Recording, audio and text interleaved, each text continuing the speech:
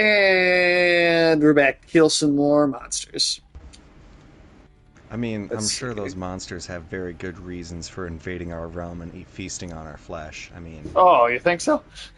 they gotta have their they wouldn't just do it for the sake of nothing. No, Then no, again, not the like the Lord made the monsters. earth 6,000 years ago and not a day longer, even though it's been getting longer since they started saying 6,000, so it's been 6,000 for a while. Yeah, Anyway, 6,000. how 6,000. how are we, Sage? Well, Tim, I'm doing fantastic. How are you doing today? I'm doing pretty phenomenos myself. Phenomenos. I like it. Now, have you kept an eye on, like, I mean, there's not that there's that much coming out of it, but there is the Anime Expo going on in Los Angeles at the moment. That's right. Now, I can't say there's like a ton of stuff that has been going on that I'm like super, super invested in, but we did get I just sent it to you. Is that image with the woman riding the horse? That is a little preview at the Lord of the Rings anime coming out at the end of this year. Oh, nice. I also So saw that's gonna the be cool. Suicide Squad's Isekai got a new animal or a new trailer for Well, that the actually anime. came out already. Really? Yeah, I don't think it's very good. That um, sucks. I, That's I right. mean, It it debuted just first 3 episodes the 27th. I yeah. I am mean, behind the times. me and Michael watched it. I just don't think it had that much going on in it, to be honest. I mean, it wasn't like horrible. It was just kind of dull. But I am going to send you a video that I'm going to have you watch right now while we're on the stream because I'm guessing that you probably never expected to see this in your life. And I got to say, I was pretty flabbergasted uh, watching it come up the first time because this is not a character. Now, I imagine Amanda Waller to be a character that is just like so like unbelievably and overtly professional that I just could not have ever pictured her dancing, Yeah, let alone like doing get a whole down. number. Yeah. So that really that really threw me off. That was an interesting experience.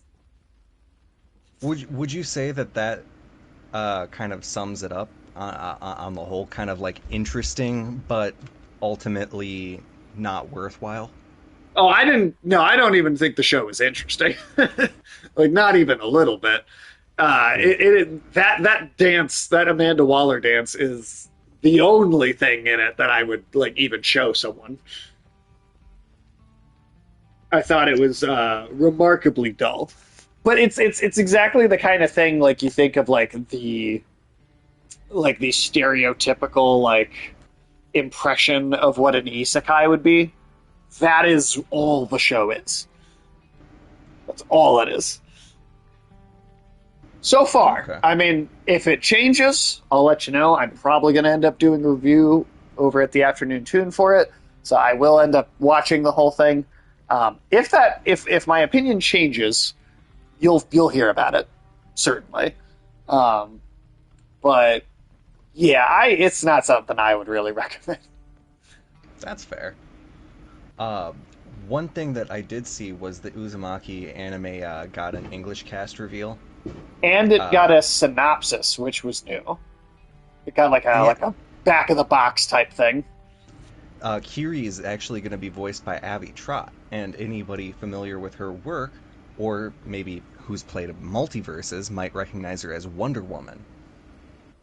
So that and Spiral in X-Men '97. Now that's a good actor.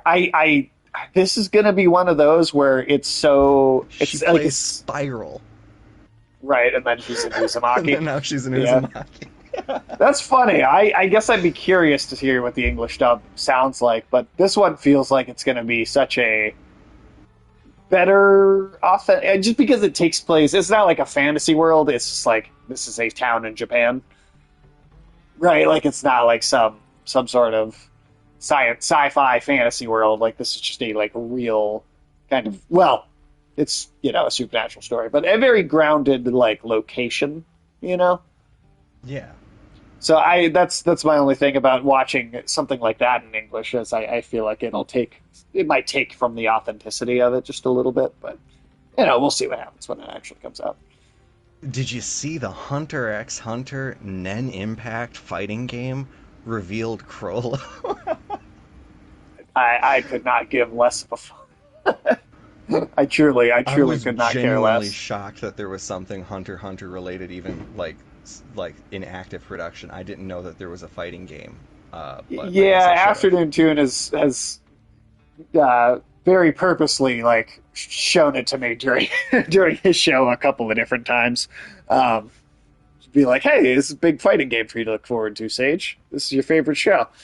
Um, and yeah, I mean, I don't. It does, even just like as a game, it doesn't really look very interesting. Even if I take the Hunter x Hunter part of it away, it looks real plain. I don't know. There's I also one I've been watching, or because I actually read the entire goddamn manga for it, was Oh, fucking Solo Leveling, which okay. I was kind of like, it was the pandemic. I was just getting into free pirated comics, and I read the whole goddamn thing in a week. All And right, all right. it had interesting pieces, but it did drag at parts. The show, I thought, managed to like do some pretty impressive like visuals, but the Uh, dialogue just fucking fell on its ass. Interesting. Okay. Like there were parts, I think it might just be because I don't know, maybe because they had to add more dialogue to kind of round out the fact that it's, gotta be whole ass cohesive episodes instead of like vignettes. Oh, okay. Yeah, that's a So big difference. I think they did pretty solid, but I feel bad giving something that I seemingly enjoy. Maybe I was just really stoned the entire time I read through the comic, and That added to the quality a little bit. that added to the quality of it because it falls into one of those kind of repetitive tropes where the repetitive quality of I just realized I hadn't readied up this entire fucking time. And I thought I'd flash it and just see if you noticed. That's hilarious. Fuck. There we go. Now, well, what I'll say is I've heard like the premise of that series described to me before, and I can't say.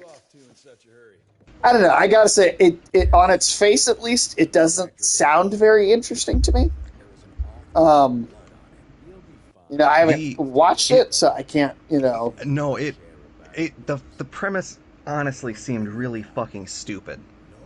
It's just kind of an isekai, right? Like it doesn't really seem like it's got. Not necessarily. It's like Now we're going to the be picky general about synopsis. the definition of isekai. No, I'm kidding. I'm kidding. Uh, I thought so everything was an isekai. it takes place in South Korea, and like the idea is 10 years prior, a global event happened where rifts, like wormholes, started appearing around the planet, and they referred to them as dungeons because inside were like a variety of terrains filled with monsters seemingly out of mythology. And if people didn't go in there and kill everything in there, eventually the wormhole would expand and everything inside would pour out. And so several cities were like overrun, and humans started to evolve like powers and stuff to be able to combat it. And for whatever reason, this guy, he's a little weak little bitch, goes into the dungeon Great. because he needs money. It's the only way he can make money. Yeah. And he gets sacrificed on an altar, but Well, I like that uh, part. he does it in such a way that like he just wakes up seemingly Damn it. All completely right. healed like 5 days later or something. All right. And Sounded cool for a second, and then it turned back around. he gets sacrificed on an altar. That just ends the show. Yeah. No, but it's for whatever reason he's going, or it's like this. Uh, I guess I hesitate to spoil like stuff revealed in the final hour, but it is very like higher beings kind of playing with mortals kind of thing. In Okay. that they're just like not necessarily bored gods, but gods that are warring with like aliens or something. It Huh, does all eventually right. get rather high concept, and I was like, okay, I'm there for that. And then they kind of fuck it up at the very end, I think. But I can be done talking about a show which I can soundly say is mid tier. All right. Fair enough. Fair enough. I've heard people talking about it, and yeah. I don't, for me, it just didn't sound all that interesting. But you know, people seem to be enjoying it, so I wasn't trying to judge it too harshly. But It does, like, as somebody who's read the entire thing, I can say soundly that while at points it does have interesting ideas, there seems to be some level of hesitation in execution. And it's just, Slow but effective process. Now there's this new breed. all right. Well, yeah. I mean, it's too bad. Like I said, I mean, even the title alone kind of made me go like, oh, your character's leveling up like a video game. That doesn't sound like the. and apparently that is a rather common trope because like, after reading that, I was suggested like half a dozen other ones that were rather similar. Yeah, Um, I don't get the appeal of that. That seems Apparently, incredibly dull. it was one of the older ones to do that idea in South Korea, at least. Okay. So I'll give it that it kind of beat the vast majority of other properties to the Okay. genre. But at 200 chapters, Jesus, that went like, on. That premise went on for 200 chapters. yep, Wow. All right. 200 chapters varying from 40 to 120 pages. Wow, that's wild. I mean, there must be something going on in there that I don't understand. But yeah, It's at that time that I figured out just how fast I can read through a comic with scrolling enabled. I feel like the artwork can't be that impressive if you go through it that fast, though. Like There were if a parts comic where, has truly incredible artwork, I feel like you spend more time just looking at the artwork than you do actually reading it. Yeah, and like there were certain scenes where I was like, okay, this is visually impressive, but I would say that those were kind of the minority of the time. The anime, I will say, dials it up visually in terms of making everything far more impressive to look at. Okay. Well, that's good at least. The whole time I was watching, like, I'd say that the dialogue 30% of the time was kind of like, just like, wow, really? What, you gotta go and fucking just talk like a robot, eh?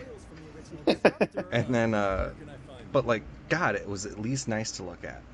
All right, fair enough. I man. heard none of that dialogue, but I gather vampires are spreading and we're gonna go find something. Yeah, I mean, I'm not that worried about it. We'll get This there. seems like one of those games where the plot is very secondary. I think so. I think so. Other than just how ridiculous it is, yeah. But no, you mentioned Uzumaki getting the VA cast now, or English VA announced, and the synopsis. I think it actually might come out this year. Like, holy shit, is it fine? Like that, I have been reading Uzumaki to release this fall since like January of 2020. God damn. Now, totally reasonable for something like this to take so long because if you've seen just the little bit of the animation that they have shown, it I mean, it is a 100% accurate, like to every little detail. It looks like representation of the manga's art. Like it's not even kind of different. Like they have perfectly replicated it, which I don't know if I've ever seen before. No, I've never seen anything remotely that impressive. And like even people I've showed, or I've showed it to people that don't traditionally like animation, and they admit that it's fucking that it's like it's weird to see something done like that because holy crap, it is like a 1-to-1. Yeah, At it's like least just from the I can't wait to actually see the goddamn fucking thing, but it'll yeah. finally be out this year. Junji Ito said that the first episode is completely finished and that he got to watch it. There's only going to be, and there's the thing is, it's taken 5-6 years to make, and there's only 4 episodes. See, I was under the impression that it was the movie, but I like the episodic nature of it, I think, a bit more. I Especially if mean, they're going to be similar releasing them over length, time. right? And it ends up being a very similar length to a film. So I mean, hey, yeah, especially because, uh, I mean, if that allows them to work on them and make them better, I trust their judgment. They're taking their time. oh, totally, totally. And then you also know, and I'm blanking on his name, but are you also aware that this was announced back like forever ago, um, back when we were first hearing about the show, but the composer for the oh god, now I got to remember everything.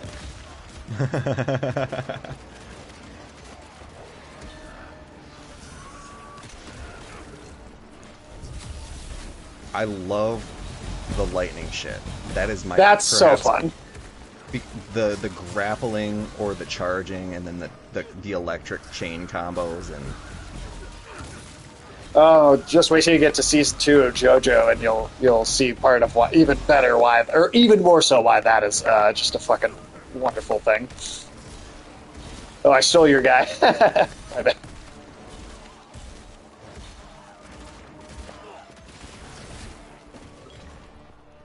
I Nice. like that you can just charge across the battlefield. Hell yeah. I'm a Um, big fan of well executed teleportation mechanics in video games because I think it's something that a lot of games try to do, and it's like, oh shit, there's a pebble there, you can't go that direction. right. Let's see. It looks like there's 3 different ways to go. What do you think? Should we go? Oh, that okay. Down seems like the right way. So there's. Oh, it was a battery power up thing. Oh, nice. Okay, cool. There's one more thing over to the right over here. But yeah, let's see. Well, then we got. I know we've already talked about this off stream, but we did get the Trigun Stargaze announcement, Oh yeah. which I'm very Um, excited about.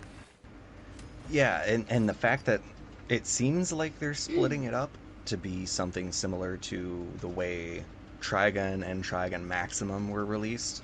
Trigun Stampede is going to be like that kind of initial pre-time skip area because in the manga I believe that is like a time skip between Trigun and Maximum, or it It makes a happens lot of very sense quickly based in on Maximum. how that 20th chapter ends.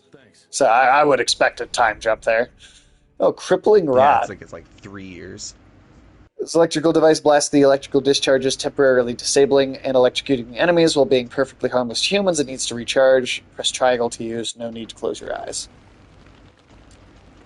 Generates Huh. a bright electrical discharge, electrocuting all nearby enemies. That's great.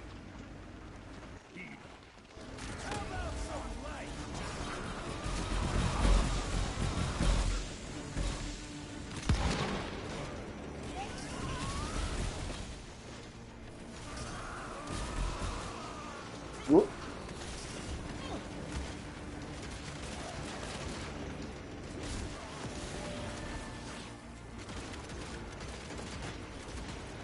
shoot the fucking... There you go.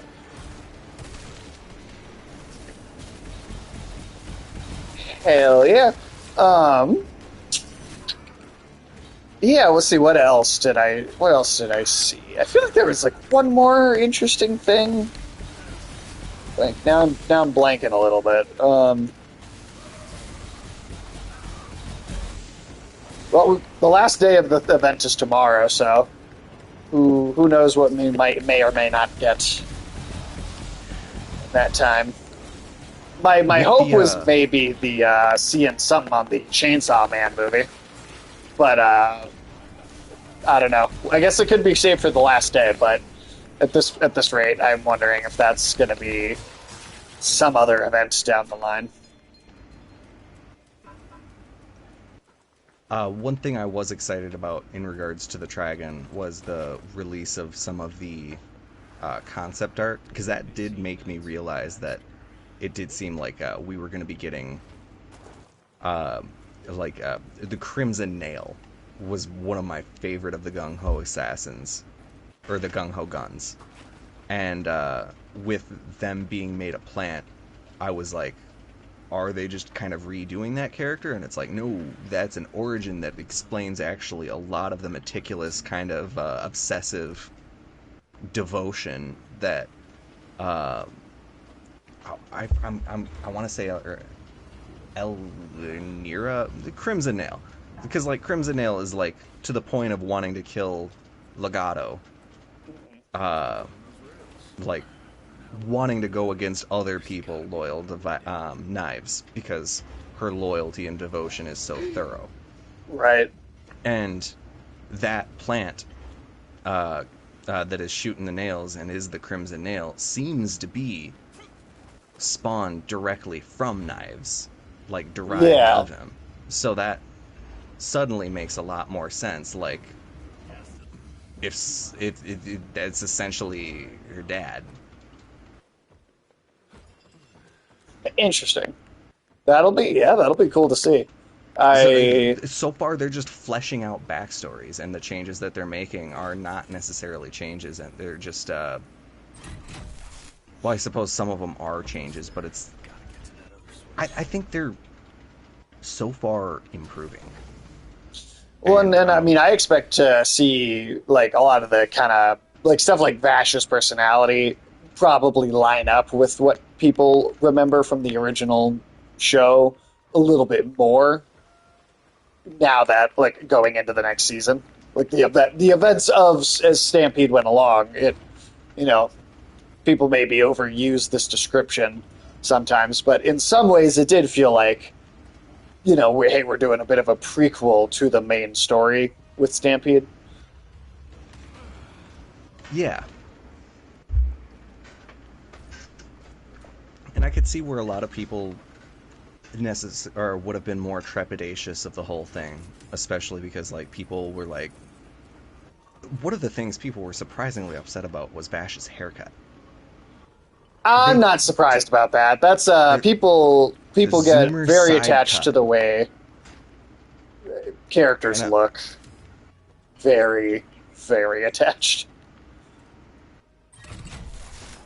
I mean, you could think about all the like when they like race swap a character right in a movie.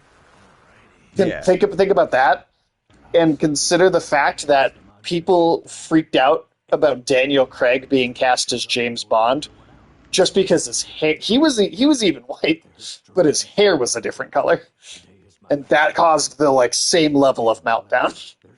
My God. So it's just a thing, and I'm not too surprised about it.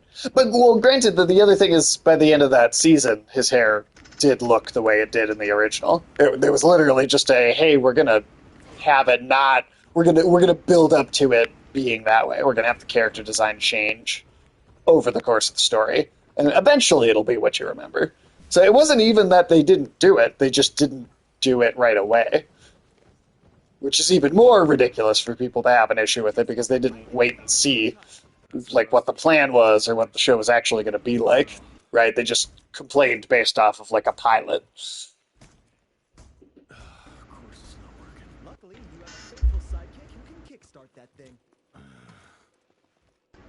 That's a rusty shortcut. I can't. I'm still stuck on how dumb that line was.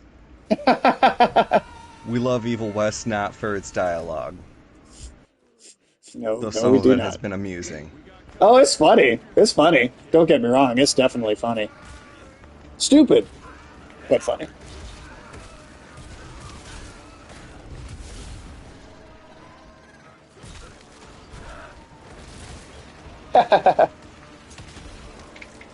Yeah. Fuck out of here. Oh yeah, I forgot we could parry with electricity too. Oh yeah, This is L1. and both bumpers gets you like a area of effect blast. Yep.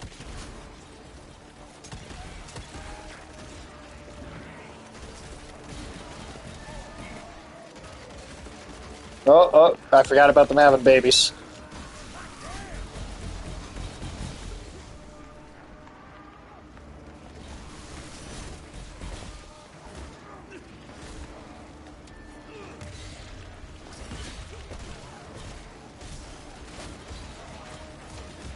Yeah.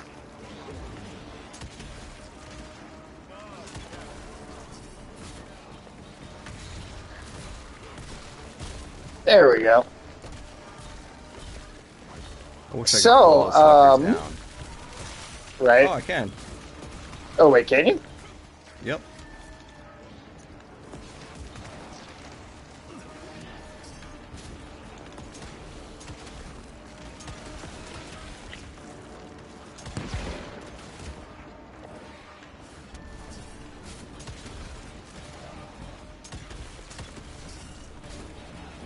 Now, Tim, I know that you just got back from a movie.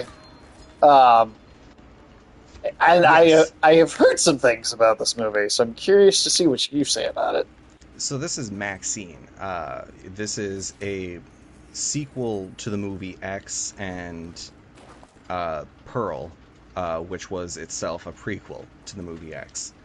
It Yep. follows the survivor of X. Now, I'm curious, what did you think of X and Pearl to start with? Because I personally thought X was one of those movies where I heard people talking about how great it was so much, and then when I saw it, I was like, that was It was okay. okay. Yeah, it's like, that's all right.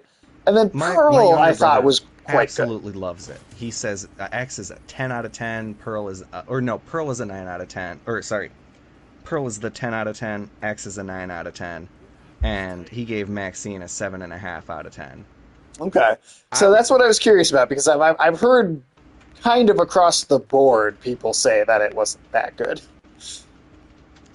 See, Maxine was okay, but if you saw X, you like know who the villain is. Actually, I'd reckon even people that didn't see X were able to piece out who the villain was gonna be. Sure. And Is it was, even more obvious if you've seen Pearl as well? well, because it takes place like it follows one of like one of the porn stars from X that survives. Right. So it's her, like there's loose references to Pearl, but they're more like I would say narrative parallels, Sure. if anything. So more vague, ambiguous, or not ambiguous, but like broad. Sure. It's not something that, like, requires you to have experience to understand this story. It works on that level if you have, but it's not necessarily... Oh, shit. I didn't realize you weren't on there with me. I didn't realize it was gonna start moving. I thought it was just we found it for the gold. Well, can you go back down the other way, or can you... Okay, you can get it across. It's going back up.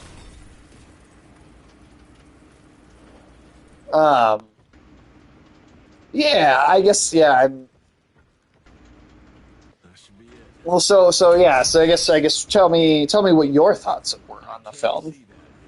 Well, I thought like X, I'd say was your typical like homage to your 70s or 80s slasher film, and Pearl was itself something a bit more unique in Just so like a much as that it's portrait of a taking serial place. killer. Yeah, and to the point where it's I found it rather neat, and I especially was kind of enamored by the way that they were filmed concurrently with X. Uh, That was and, also interesting. Yeah. and so I really gave my hats off to A24 for pulling that off. Um, Ooh, Cartwright doing a Resident Evil 4. Ooh, good to know that I didn't have to do anything. um, But Maxine itself, I mean, uh, it had stuff that worked for it. Like good sound, whoa. good good cinematography. Okay, but did they seriously just take the sequence out of Resident Evil 4? Right, like this kind of is, I think, yeah. straight up. I guess there's not If vampires if and it's minecarts alongside us. That's the only difference. give it time, Right? You give it a second. It could happen. Well, we don't know. also, I'd like to point out that the actor that played and again, I don't remember the character's name in Pearl, but David Corenswet, who he played the guy that ran the film projector behind the theater. That's the new Superman. That's James Gunn's new Superman. No, small Hollywood. Well, he's kind of a not that no one knows, especially now that he's playing Superman, people know who he is. But he's kind of not been in that many things. Like they did go for somebody that was like relatively not well known. For I mean, like Pearl was like the biggest thing he'd been in, right? If that tells you anything. And I thought Maxine on the whole was the least inventive or innovative of the three, but it was still good.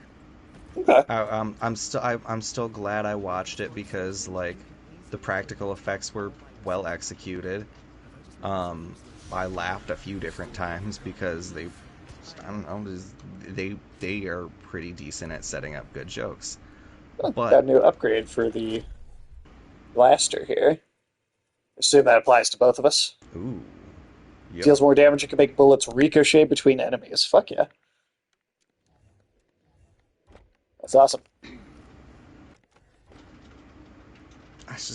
I need more gold. Come on, man. Could you spot me a $600? If do we share them? We No, don't share, do we? Okay. we get our own. Okay.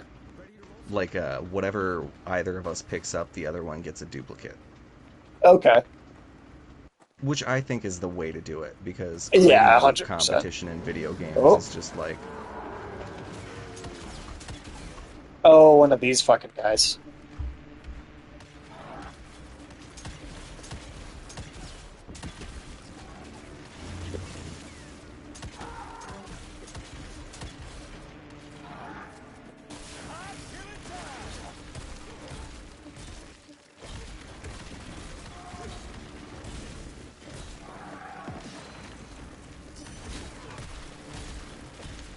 at least it seems like they're making it more like a common enemy kind of, Yeah, it's not like a or like boss. an It's elite. just a brute.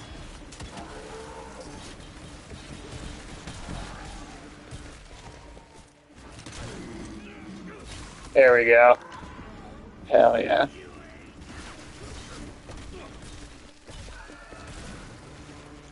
What is hurting me? Oh, this guy's having babies over here. Come on, get out of here.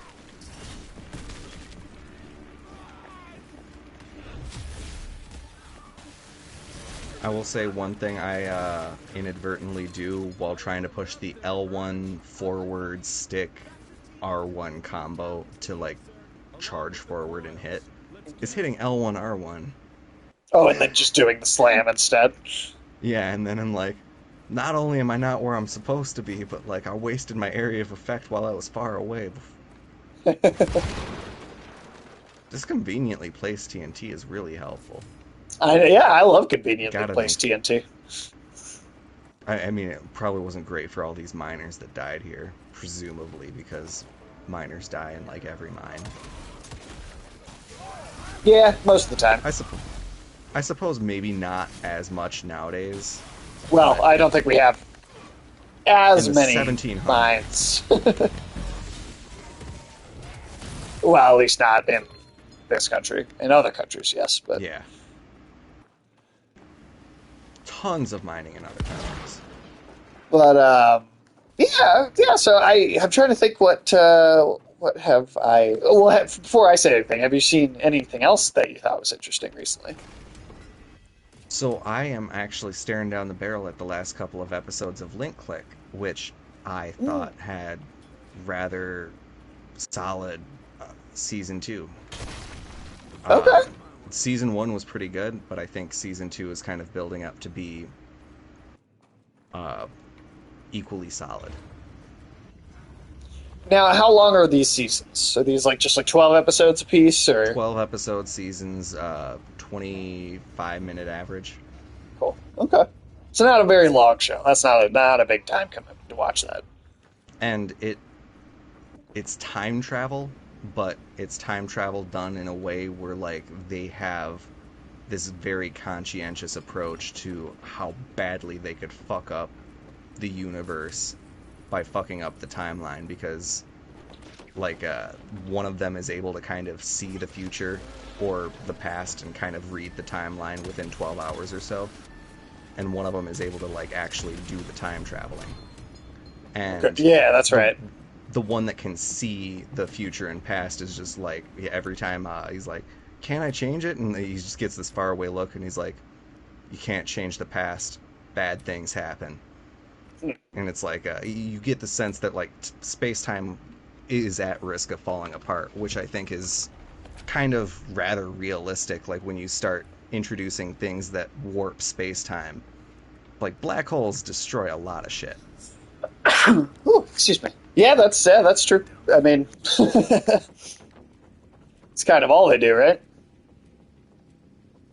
It's like, that's why I'm just like firmly like, hey man, why do we gotta have particle accelerators? I know we learned some like cool shit, but like it's a not zero chance of destroying the world. Yeah. And not just the world, the solar system. Oh yeah, 'cause those suckers are fucking big. Oh, we got one of these. Now, I think this is just becoming a regular enemy now, not a boss even. Yeah, because they're just throwing this at us. No special health bar, no nothing. Oh.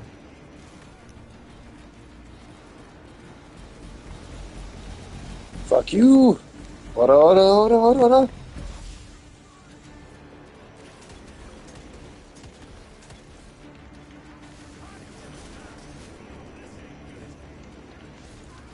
Yeah.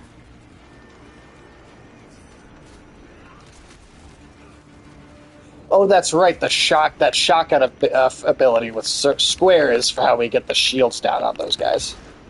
Oh, nice. I've completely forgot about that.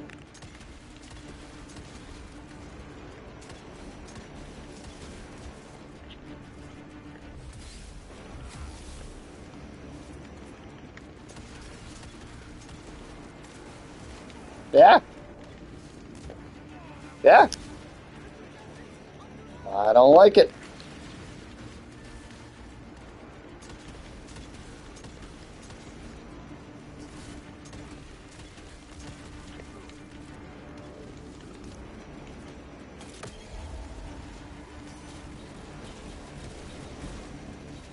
Fuck you. I keep Yeah. forgetting about Square Shotgun. I think they're more effective on those guys that have the big shields, but I definitely don't think they're not helpful for this guy either.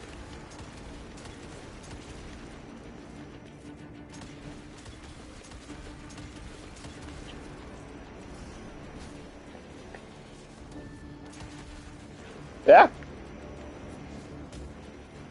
So let's see. What have I have watched the first 12 episodes of Psychopaths Nice. since we last streamed.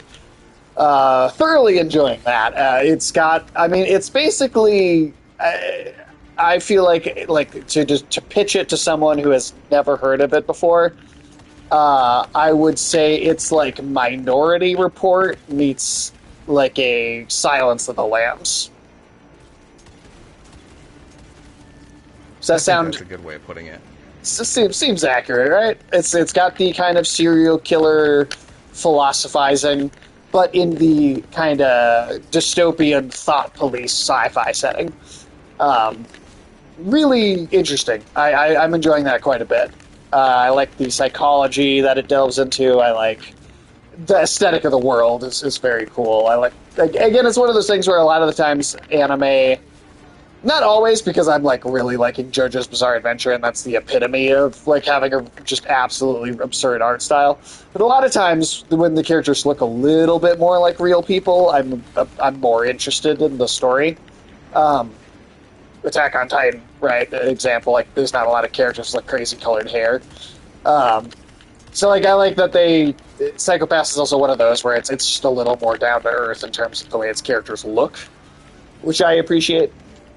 And then their like signature weapon, that gun, that's a very, very cool sci-fi weapon. It's kind of makes me think of Judge Dredd a little bit, actually. Oh yeah, and as like the mystery of everything is explored, I think everything is laid out rather well so that it has rewatch value.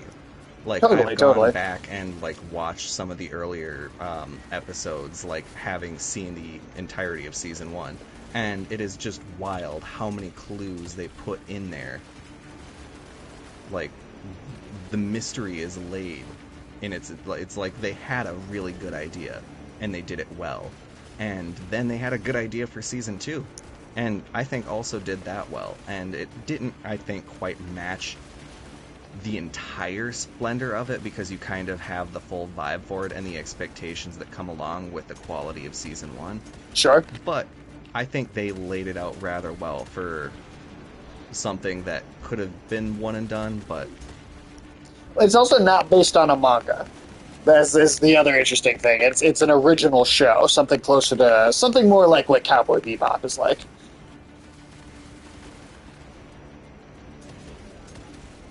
It's not taking from. That's actually rather impressive.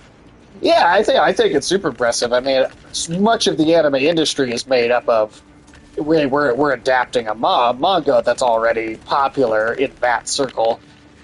No, not that it say it doesn't take a lot of work to do it well and to make that happen, but there is something to be said for there not really being a ton of anime that are just like. I mean, and not to say that there aren't any, because there are, but it's not like what the common, most popular stuff is for it to, right? Like, typically, that's just like completely original, not based on a comic already. So it's just cool to see it. It's very cool to see.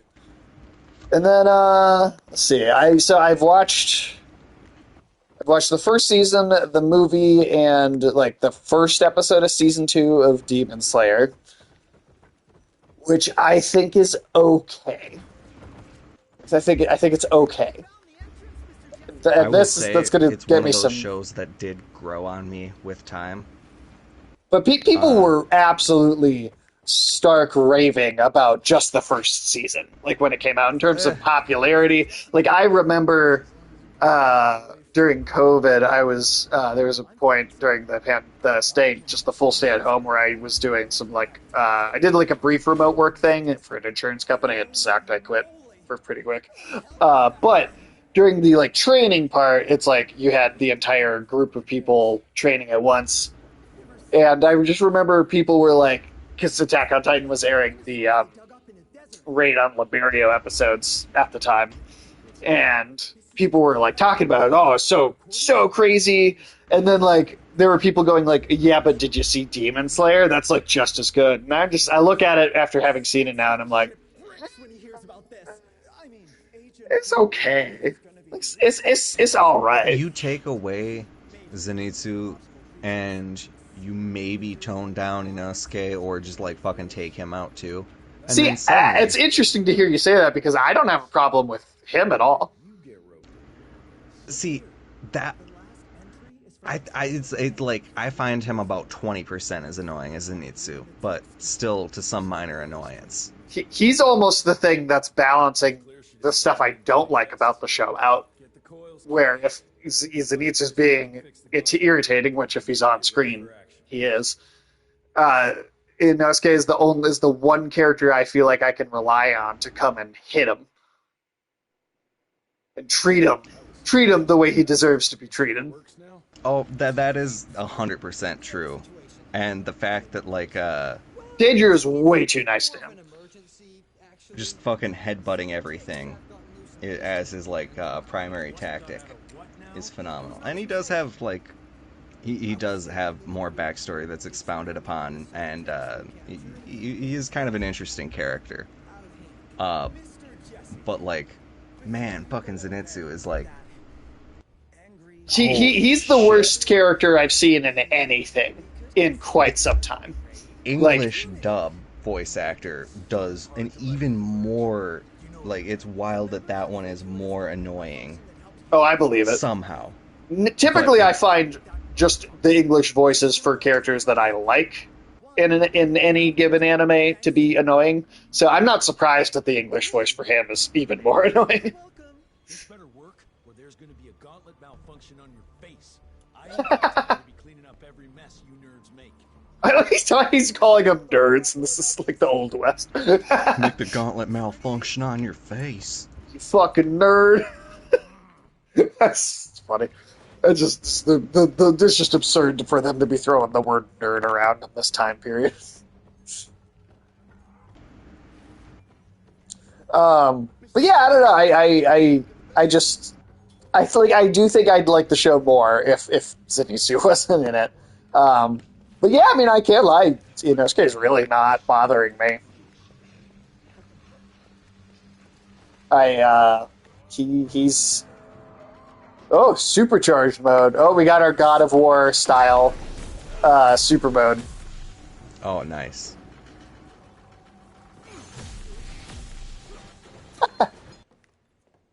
That's ridiculous. Gotta love it. And then I also, it was funny too. Because I watched the movie, and I think this is like 3 years old at this point. Timeout, mute for like a minute if you don't want to hear any spoilers for the movie that came out in 2021. Did you care about Rengoku by the end of that movie? Because I didn't. I feel like the movie really like expected the me train to. Yeah, I thought it felt like the movie. Watched the show first because it was like the full season of it instead of just having everything compressed into a train or like a single arc. Well, And I the think movie that was allowed me released first, so it's the same amount of time.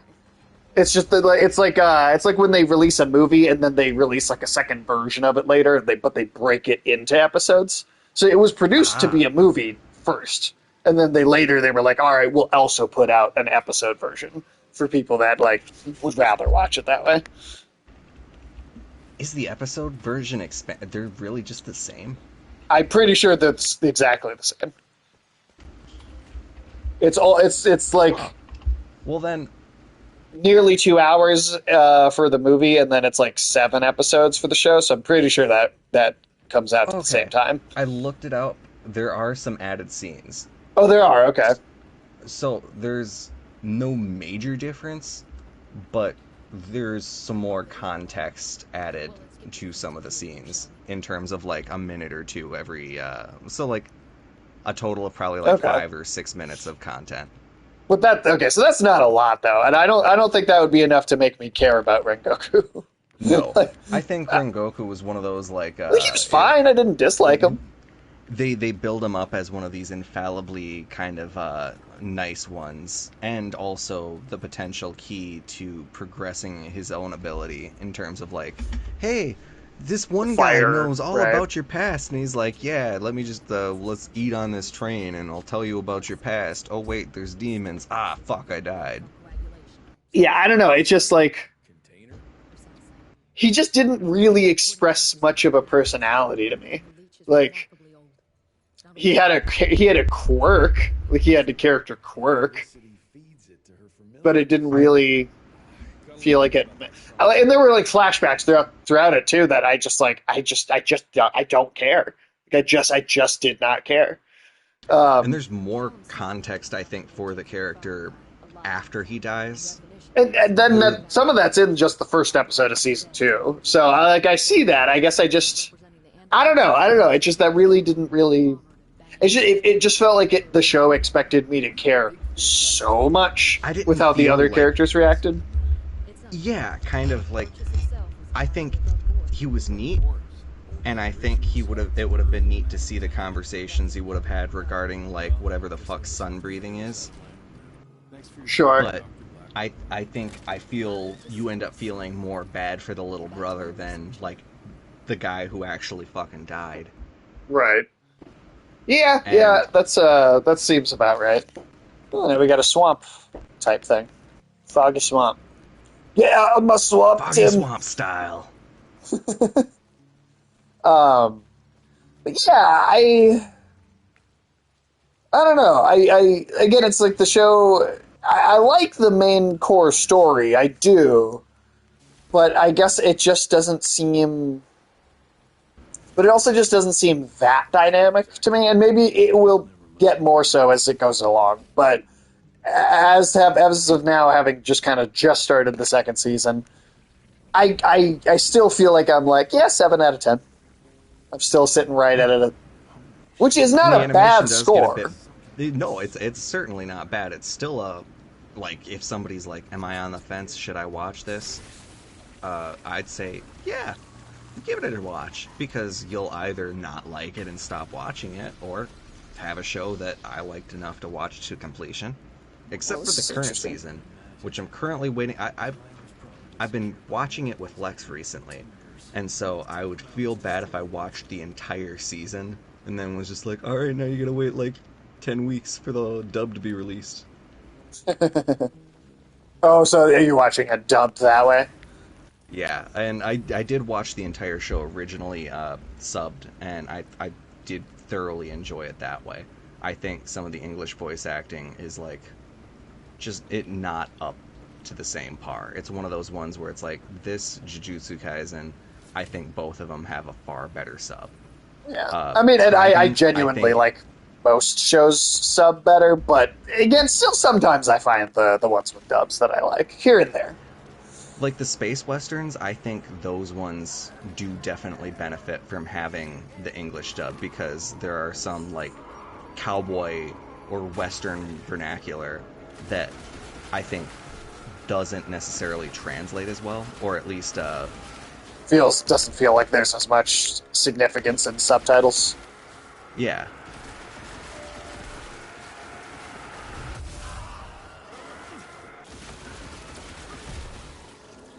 The way they all stopped and then kept running really reminded me of Mr. Meeseeks.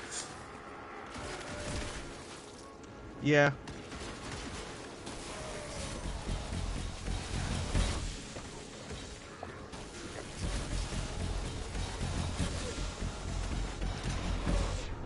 Ah! Oh shit.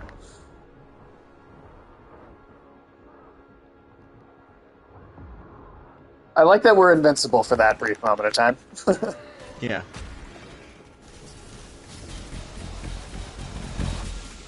Far cry from all of Dark Souls, where you just get fucking hit when you try and help each other out. Yeah, it's like you try to help somebody in Dark Souls and then you just both die. Yeah, there's no reviving anything. Shit, no reviving shit in that game unless you do it yourself. Well, most of the time, at least. Yeah, let's see. What else? What else? I watched the first episode of an anime called Kaiba. Kaiba. This is it is an older one by Masaki Yuasa, the director of Devilman, Crybaby, and Inuo. Um, I feel like I've got to watch just the first episode a second time because it was so weird. And I almost didn't, and I watched it very late at night, so I was tired anyway. But I just did not feel like I was processing what was happening. But complete bizarre, just wild fantasy worlds with some just really absurd and great looking animation. But I gotta watch it. I gotta watch just episode one again to even understand what was happening. I would recommend checking it out at least, just looking at the visuals and stuff. It's a pretty interesting looking thing. Yeah, you'll either have to send that to the Discord or send that to me because that is, I did really like Inuo. I think was one of my favorite things I saw this year. Well, the movie came out 3 years ago too. I mean, that was a 2021 film, but well, you know me, seeing anime on a delay is like par for the course. I know I still have to get you over here for Ghost in the Shell. Yeah, so I can see those parallels that are drawn between the that and Psycho-Pass. Well, you know what? You know the thing where like, you know the whole thing of like every science fiction story since Dune came out, since the book Dune came out, kind of takes from Dune at least a little bit.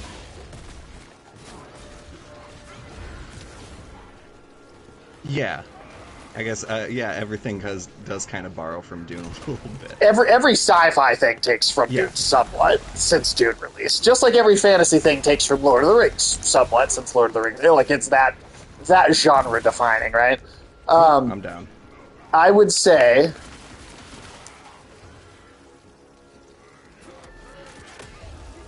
that. How do I help you? Oh yeah, X. I would say honestly that Ghost in the Shell had a similar effect on science fiction anime for sure, and then like honestly, kind of sci-fi in general. Like I mean, Ghost in the Shell is a huge. Ghost in the Shell and Akira are like massive parts of why the Matrix exists, right? Like the Matrix was hugely influenced by, especially Ghost in the Shell. So not only would you notice similarities and kind of homages and references in other anime, you just would notice a lot in live action American film.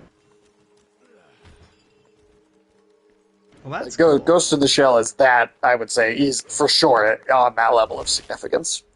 And there's multiple Ghost in the Shells, too. There's the original 95 anime film, which is what I will show you. And then there's a series called Standalone Complex that's like just a show. And then I want to say there might even be one other adaptation that's like a series somewhere that I don't think I've seen that one. But then recently, Science Saru announced the Devilman Scott Pilgrim takes off. That studio also just recently announced that their next project coming out in like 2026 is going to be a new Ghost in the Shell adaptation. Oh, that's fucking cool. I hear you waiting, creeps. Yeah, it's a. I have like the whole I have like the collector's box set of the manga for the series. I would highly recommend the book and just the whole thing. It's a great one. Not the live action movie though, but that's par for the course with anime, right? Yeah, that does seem to be how it goes. To a pointless life. Your only ambition was to pass that suffering onto your young. But now that you Very over the top voice acting. accept my gift, you can leave all that pain and fear behind. I gave meaning to your blood. And blood is Yeah. What else? What else? Recently.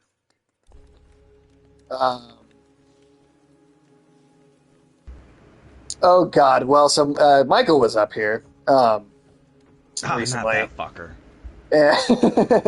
And we watched. Well, first of all, I'm already rewatching JoJo with him, even though I've been like watching the whole show, so very It's recently. a good show. It's fucking great. rewatch. It's a great show. phenomenal. I did so much fucking whimsy. How far are Oh you? shit. I am, I think, like 3 episodes away from season 1 because I'm watching it and then watching it again with Lex. Okay, so you're almost done with the first season. So you're almost done with Battle Tendency then. This is nice. Almost done, and then I get to start season 2, which is like twice as long in length. Season 2 is 48 episodes. And so after the first season, each season is one time period, like one JoJo. So like the first season is the only one that's broken up into 2 parts. And that's the thing, if you're already enjoying the show just based off the first season, like, you ain't seen nothing yet. That's the thing. I would say that JoJo's Bizarre Adventure doesn't even truly become JoJo's Bizarre Adventure fully until Stardust Crusaders. Like the show, like the identity of what the show is still kind of forming in that first season. And so if that first season already has you really enjoying it, you are, I think, going to exponentially enjoy the show more as it goes along. Stardust Crusaders it gets way more wild and weird from that point on.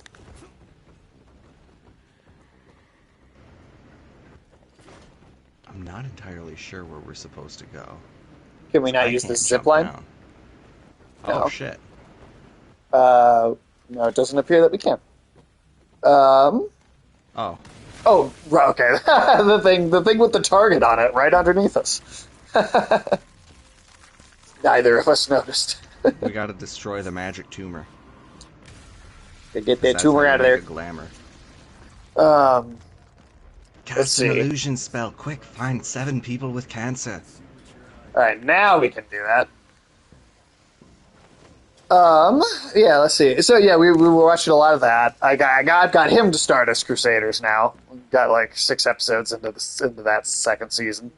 And then we watch. So we tend to watch a lot of trash, right? Whenever me, Michael, Ulysses, you get the 3 of us in a room, we're gonna watch some garbage. So against our better judgment, we watched Black Adam, which is one of the few of the DCE, the thankfully dead and buried DCEU that is no longer with us. Which, thank God, that's over, and James Gunn will hopefully be able to do... Oh, what is this? To cannonball an enemy. That's funny, to cannonball an enemy at another enemy. That's funny.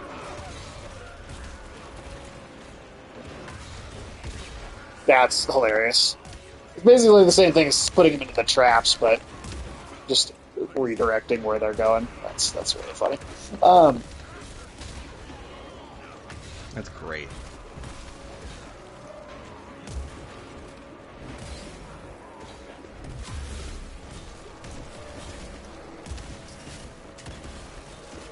But yeah. So we watched Black Adam, which was just a terrible experience. Oh man, I'm so sorry.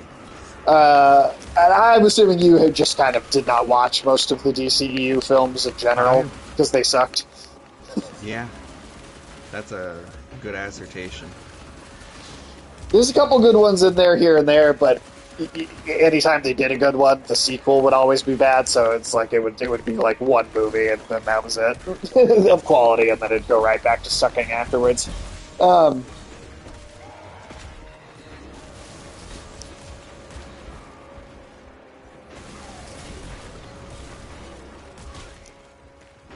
Now, did you see any of them, like good or bad?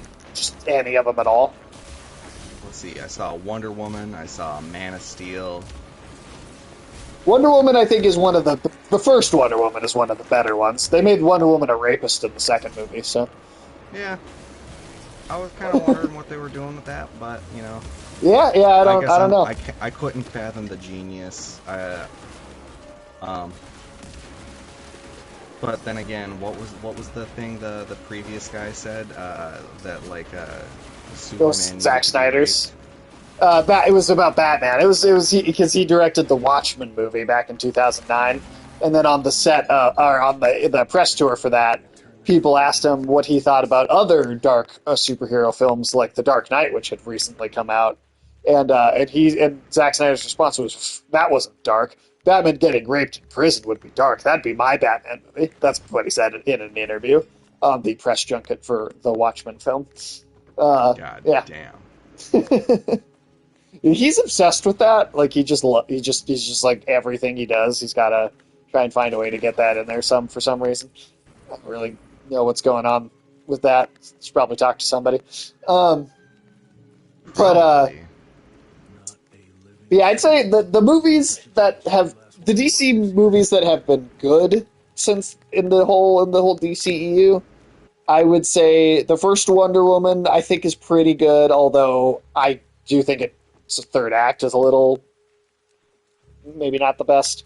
I think it's very good up until the third act though. It's a Just big the ass whole- chest right there. I cannot figure out a way to get to it. I think the thing that held it back for me was, and if you saw it, you'll know what I'm talking about. But the oh, nice. Kind of the whole movie to me, it seemed like a really cool thing where she kills the general that she thinks is Hades, and then the war doesn't stop, and like it seemed like there was kind of a cool message in there about like the nature of humanity and her kind of realizing that like the good and bad are intertwined with each other. But then, like literally 2 minutes later, Hades comes out and goes, "Haha! But I was really mind controlling everyone to be a part of this war." And then it's like, "Oh, okay. Well, you had something there," and then you kind of threw it away. But And what's this called? the first Wonder Woman movie. Oh yeah. Yeah, oh yeah, that's goddamn fucking right. Yeah, fucking Because hell. I think the first I think most of the movie is quite good, and then I just think at the end it's just it kind of loses what I thought was a really interesting message or really interesting theme. Right at the end. How do I switch guns again? Do I? Left D-pad.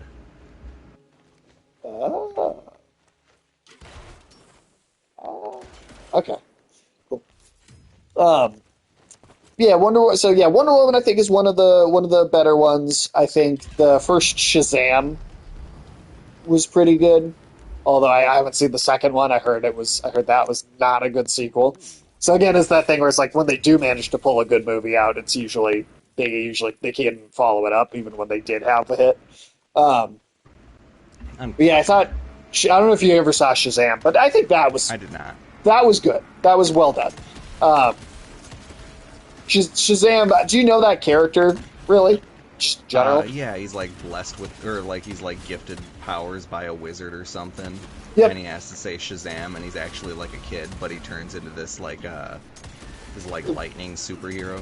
Well, he's got it's like the powers of all the Greek gods. So he can use the thunder of Zeus, the speed of Hermes, it's like basically the setup for it. Oh. And it's the whole someone who's very pure of heart can be gifted these abilities. Now Shazam is actually the name of the wizard, and in the 1930s when this character... See, this is actually one of the oldest characters, and it was not a DC character originally. DC gobbled up the comics to this character and then incorporated it into DC after the fact. Huh. But the character was called Captain Marvel for a very, very long time. And eventually, I think it was when they did the New 52 reboot, the comics, that they just were like, just call him Shazam. That's all people... Just give up on differentiating them, right? We'll just go with Shazam. Hey, what's up, Afternoon Tune? Welcome How's it in. going, Afternoon Tune?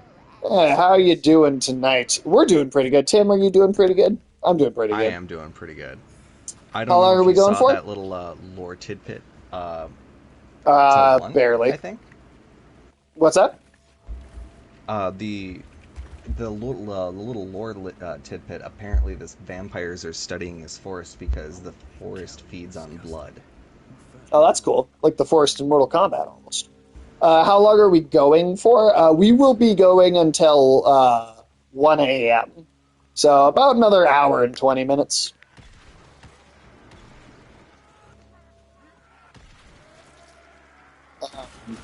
And then did you see and then Elsa Afternoon Chain, we're just talking about like what DC movies in the stretch of the DCEU were actually any good, which is not many. But Tim, did you see? I think it's the only other one I have now that I haven't already talked about. But did you see James Gunn's Suicide Squad, the second one that came out in like 2021? Yes, I did. And I mean, that's like, I guess it's the DCEU, but at the same time, it really doesn't feel like it because it's actually because of the quality of it being so different. Did you watch the Peacemaker show afterwards? I did not. I didn't. I guess I kind of realized it, but I just kind of forgot about it, honestly. Great. I thought it was great. 8 episodes, real short. Yeah, great. It's the thing with James Gunn, man, that I love about him. He will go for these characters that you just mainstream audiences have never fucking heard of. Even comic fans sometimes have not heard of the obscure ass characters that he likes to do. Like nobody was talking about the character Peacemaker before he put him in that Suicide Squad movie. Like, even in the comics, like, people were not talking about Peacemaker. He was not, like, some mainstay of the Suicide Squad comic books. Like, James Gunn is just is a miracle worker with, like, weird, obscure characters. How much will the other heroes be in the Superman movie, you think? Will they take over the film? No, I don't think so. I think James Gunn's really good at balancing a big cast. And I think... Well, so I guess that's also a thing to talk about, Tim, is because that's, Superman is going to be the first movie that in James Gunn's rebooted DC, right? And there have been some set photos that have been really interesting to look at because all of these superheroes, because we're seeing a bunch of superheroes in this movie other than Superman. You got Guy Gardner, one of the Green Lanterns, Mr. Terrific, Hawkwoman, Metamorpho is going to be in this. So you got a whole cast of characters, and the way James Gunn described it originally was, hey, Clark Kent has coworkers. You'll see Lois Lane and Jimmy Olsen and the people that work at the newspaper. Well, Superman's also got coworkers, so you'll see the people that he sees when he goes to work, right? I think that makes sense. We're not doing origin stories. We're just dropping into a world where all these characters just exist, and you're gonna kind of pick up the world and the lore as it goes, which I think is a great decision. Now, in the set photos, what I think is really interesting is all of the characters that aren't Superman have a kind of almost corporate branded synergy to their costumes, and they even have a logo for Lord Tech. Maxwell Lord is another billionaire character in the comics, kind of a rival to Lex Luthor. But there's a comic run called Justice League International where Maxwell Lord is funding the Justice League, and it's kind of got elements of like the Justice League being a bit of a corporate brand, right? It's kind of pushing, not to say it would go as dark as The Boys does, but it's some of the same ideas that a show like The Boys plays with, right? And what I think what's going to be really interesting about it. Ooh, that's a big ass skull. That's almost looks like something out of the Doom games. Granted, this whole game kind of looks like something out of the Doom games. These giant fucking leeches too. Yeah, that's nasty. That's pretty cool though.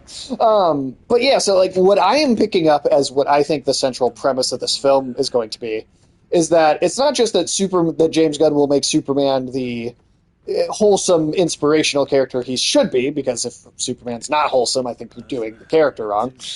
But I think that even more key to this particular film is going to be Superman inspiring the other superheroes in universe to step away from corporate branded synergy to their costumes, to the way they save people, to the way they work as a team, which is that to me is really an interesting take, because that's how people actually feel about superhero movies right now, I think.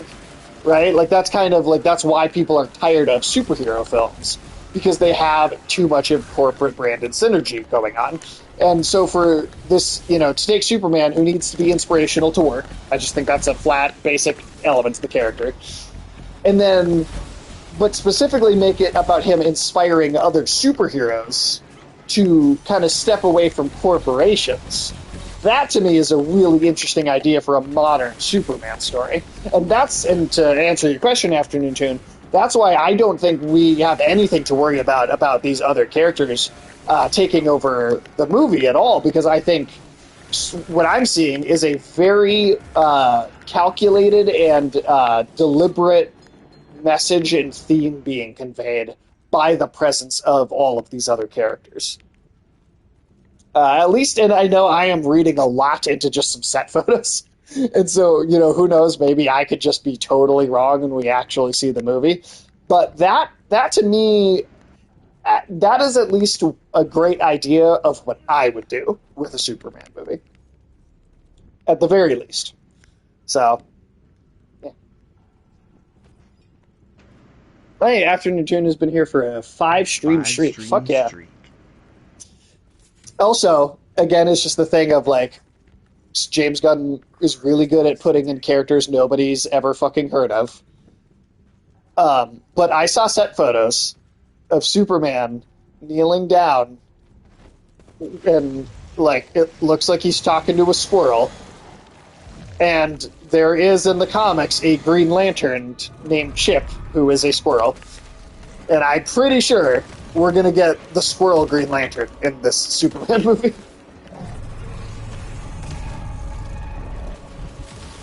Oh, that's interesting. It's going to be the Guy Gardner, the human Green Lantern, played by Nathan Fillion. And then because the other thing about Green Lantern, too, that I think you just, it hasn't been done right. Having the squirrel Green Lantern would be on brand for Gunn, right? Wouldn't it? Oh, Afternoon Tune also says hello to you as well. Oh, hello there. How's it going there? Tim sounds low. Really interesting. Is it that the game does the game sound really loud, or does Tim just sound low even compared to my voice?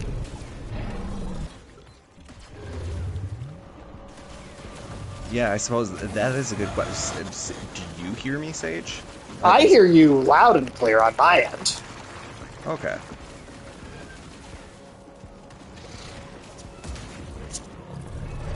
Oh, you don't hear the game? Really?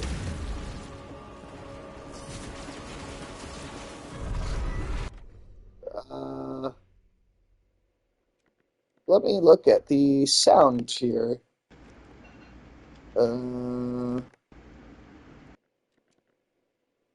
Yeah, I mean, I barely have the game's volume turned down. Oh shit, I'm also totally getting hit. Okay. Didn't think about the fact that would not actually pause the game. What about... if we both pause the game, does that pause it?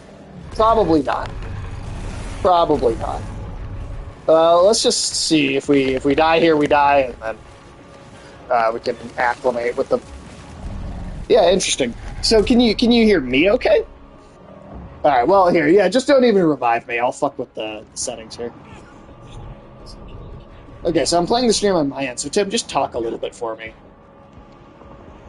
Well, I'm talking, and I'm doing just a little bit. And talking just a little bit is what... fuck. I'm playing the stream on my phone, and Tim's, like, full volume on here. Let me try on my laptop. Let's see. Same thing, Tim. Give me, just talk a little bit. Talk a little bit. Talk a little bit. Now it sounds good? Okay. You. Well, maybe it was just a momentary bug with the game or something. I yeah, also right, like... changed the USB port of my mic. Maybe that helped. That is probably what it was. That's probably what it was. But yeah, so yeah, and a big thing that I think, maybe if you don't read comics, you might not maybe know or maybe have thought of before. But Green Lantern, to me, is almost always more interesting when there are multiple Green Lanterns together, because they're kind of like space cops, right? And so like, if I want to see a really great Green Lantern story, a lot of the time I want at least 2 Green Lanterns, because I want them to be like partners. I want that dynamic where they have to play off of each other. So what I'm thinking is that you're going to get Nathan Fillion as Guy Gardner, and his partner Green Lantern is going to be Chip the Green Lantern Squirrel. No, So that's, I think, going to be... Yeah, I think that's going to be very fun.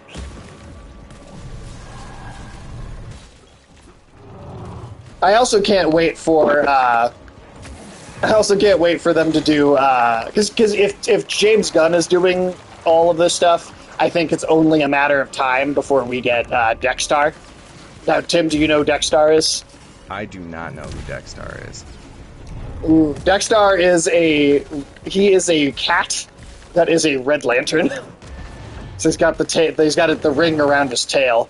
That's actually the first time you see a Red Lantern in the comics. Is the Greens and Yellows are fighting during like a prisoner transport of Sinestro, and one of the Yellows just turns around, looks behind him, and there's just a cat floating around in space coming up to him. And he's like, "What the hell is that?" Cat opens its mouth and it just vomits napalm blood all over and like melts his face off. Because that's also what the Red Lanterns do. The red rings go on their finger, and the Red Lanterns, their hearts stop working. Like they're literally their hearts don't work anymore, and they use the ring pumps their body's blood for them, so they have like a magic like supply of blood basically, because it's all coming from the ring's energy. So they don't make like objects like the way Green Lantern does. They vomit like acidic napalm blood as like this explosive thing, and that's what the Red Lanterns do instead. It's one of them, it's like the lieutenant of the main like Red Lantern villain character, is a cat named Dexstar. And doesn't that sound like it's right up James Gunn's alley as far as like the kinds of characters that he likes to do? I could see it. 100%, I could see it.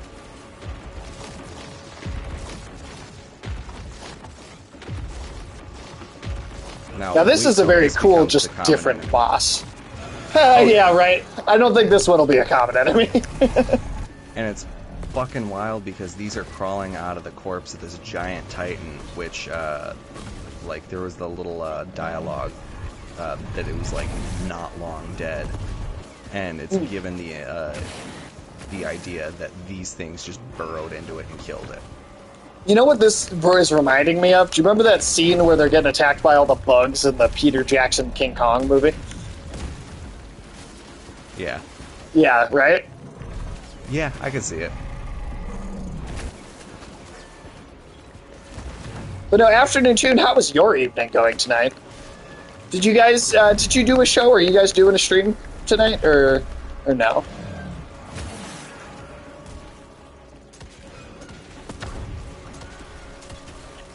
Oh, also, Tim, another thing that I've watched recently that I didn't mention is I watched the entirety of The Three Body Problem on Netflix. Now, I won't talk about this one too much because me, Sky, and Ulysses are all going to be going onto the Afternoon Tune and doing a review for it, seeing it is like one of Sky's, like a really big favorite novel of hers that they adapted.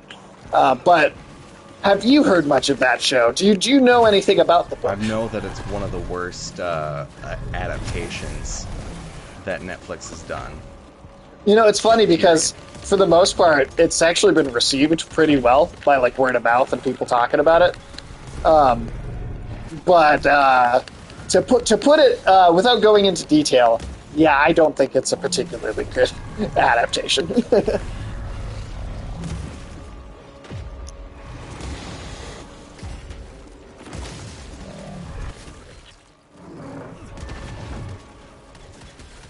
Hey, ticks and leeches. That's the trophy I just got. I love it when bosses die at the 40% health bar mark. Yeah, what was that exactly? I feel like we didn't exactly. I'm a little Like- little curious there.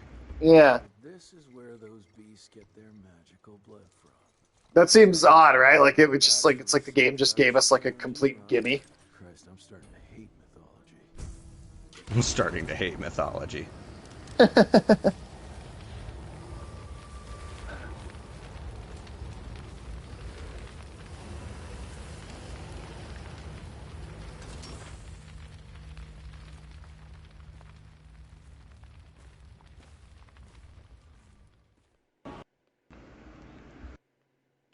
So we torched the source of ancient blood that the vampires were using to create advanced mutations and I guess is that why there was a giant leech monster? Because it was a regular leech or parasite, and it itself got like some sort of advanced mutation.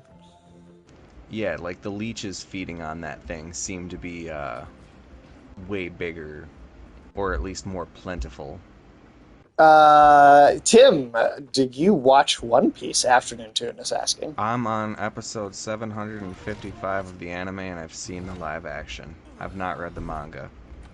Though my Well, brother there you has go. and swears by it and says that he doesn't know why anyone watches the anime when the pacing could be solved by just reading the damn book, but Pacing I could like also having be shit on in solved the by background. not watching it.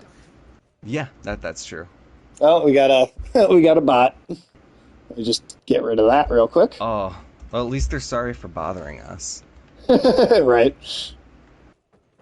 But yeah, that's a big old yes to that afternoon tune. Tim is quite far in Three-quarters One of the Piece. Yeah, you're like not. Yeah, you're far into One Piece. I guess technically like 70% because the show's at like approaching 1100 now. And it is in the final saga. That is nice, but at the same The final time, saga. yeah, there's like another 150 chapters coming. It's gonna be Yeah. going So for another 3 years. So afternoon tune is going to be watching it arc by arc, doing reviews for it. I don't want to watch it. I really don't want to watch The that arc one. is Dressrosa, and that is 120 episodes. Jesus That is fucking longer Christ. Than than most some shows. Most shows. Most shows. God, one arc that's 120 episodes? And- Fuck me, man. It does suffer from pacing episodes because if There's a lot of filler, yeah.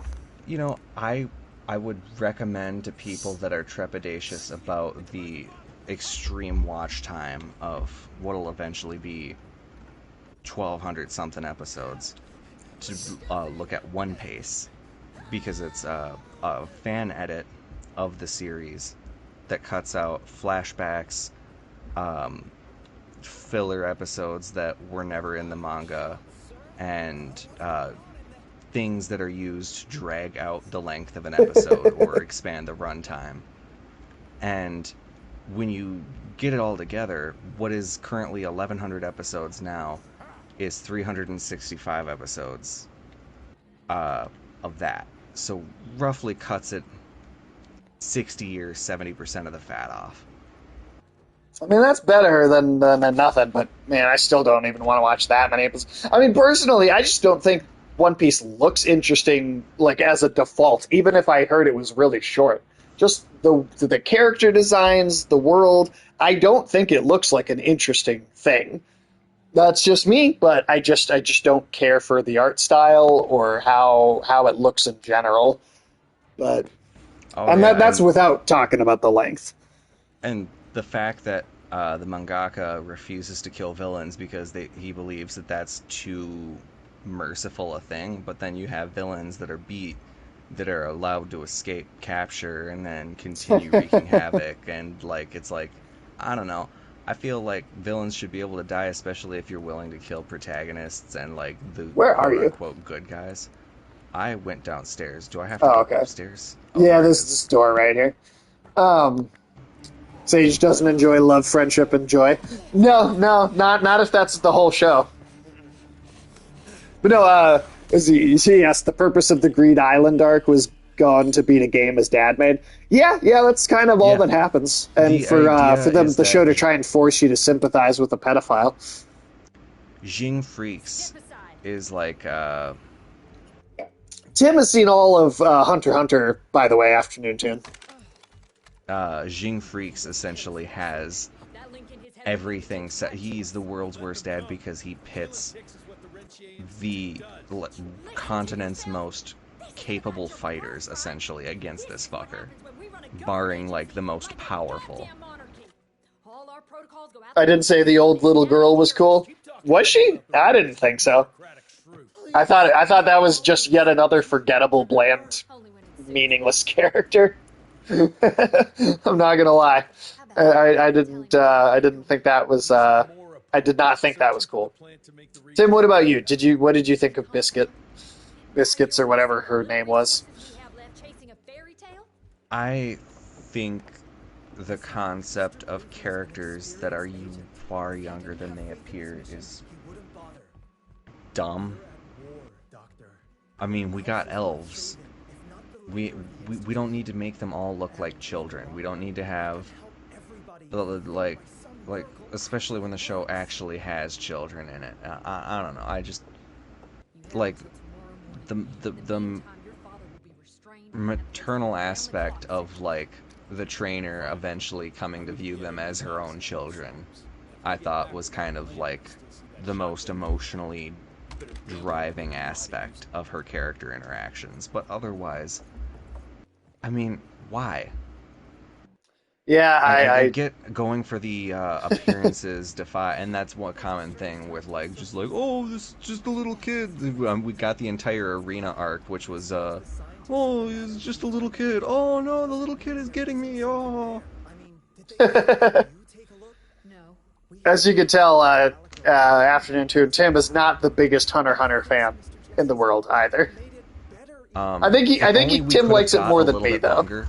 The manga that continues after the show has Chrollo, the leader of the Phantom Troop,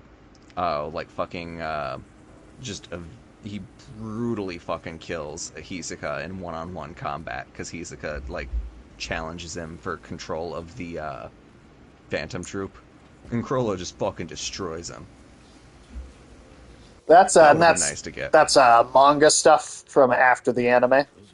Yeah, Okay. So that is like I guess spoilers if they ever fucking continue the show, or if somebody really wanted to read the manga.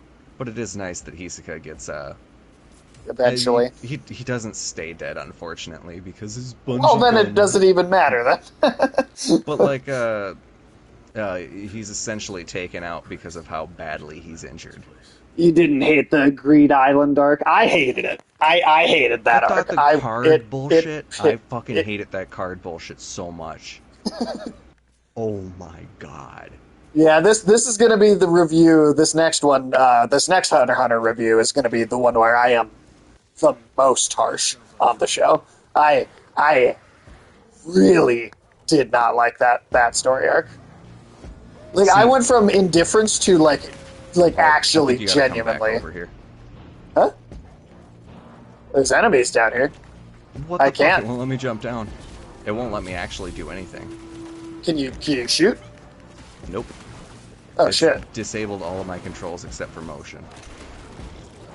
All right.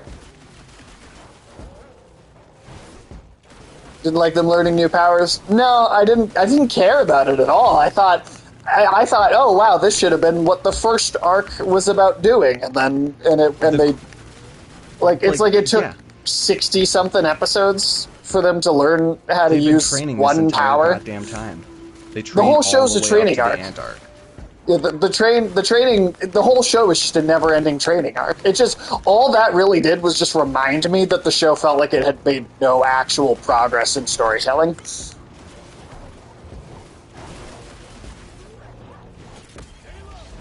Yeah, and That's how I felt about it. like, and the coolest, I suppose, of like the only potentially interesting ability that is learned is the fact that Killua was, as part of his assassin training, tortured via electrocution so frequently as a child that his body's able to like withstand electricity and like emit it. Would I watch the first arc of One Piece? I really don't want to. I really don't. Hunter x Hunter was painful enough. If you want to watch, or if anyone, like the most approachable one is just waiting for the live action to release as it is. It's going to get Jamie Lee Curtis as a character in, I think, either season 2 or 3. So, and she's usually pretty good with all of this high fantasy, or like, whatever. I mean, I like Jamie Lee Curtis, but man, I mean, my thing isn't just that it's so long. I just don't think One Piece looks interesting to begin with. I just really don't think it looks like an interesting thing. It's not necessarily super interesting, or it's not interesting. I think for the first bit. Fucking like the world. So like the premise is that 900 years before the show begins, the world government is formed, where 27 countries align, and the history before the world government formed for an entire century is completely wiped from, like, nobody knows what the fuck happened for 100 years. Like, world history is just kind of fucking deleted. And the world government is like the ultimate authority. It's like, still think can't of come the down UN here. if it had all of the world's militaries under its control. I still cannot go down there. okay. Can I go up the next one? I don't think I can go up the next one because you're not here. All right, we're gonna have to go back to the menu. Yeah. Yeah. All right. Well, that's fine. We're not gonna have to replay much. The stuff with Nami I thought was kind of interesting, but... was that Tim? You didn't like the stuff with Nami? That was emotional. Yeah, so in that arc, what he's talking about is one of there's a character whose backstory is essentially like she was like orphaned by pirates and found by like this Don't forget, you have to hit the ready Marine button. of the world government, and she adopts the 2 children, retires, starts raising them as their mother. A few years go by, and pirates come up again, and this time the pirates, there we go.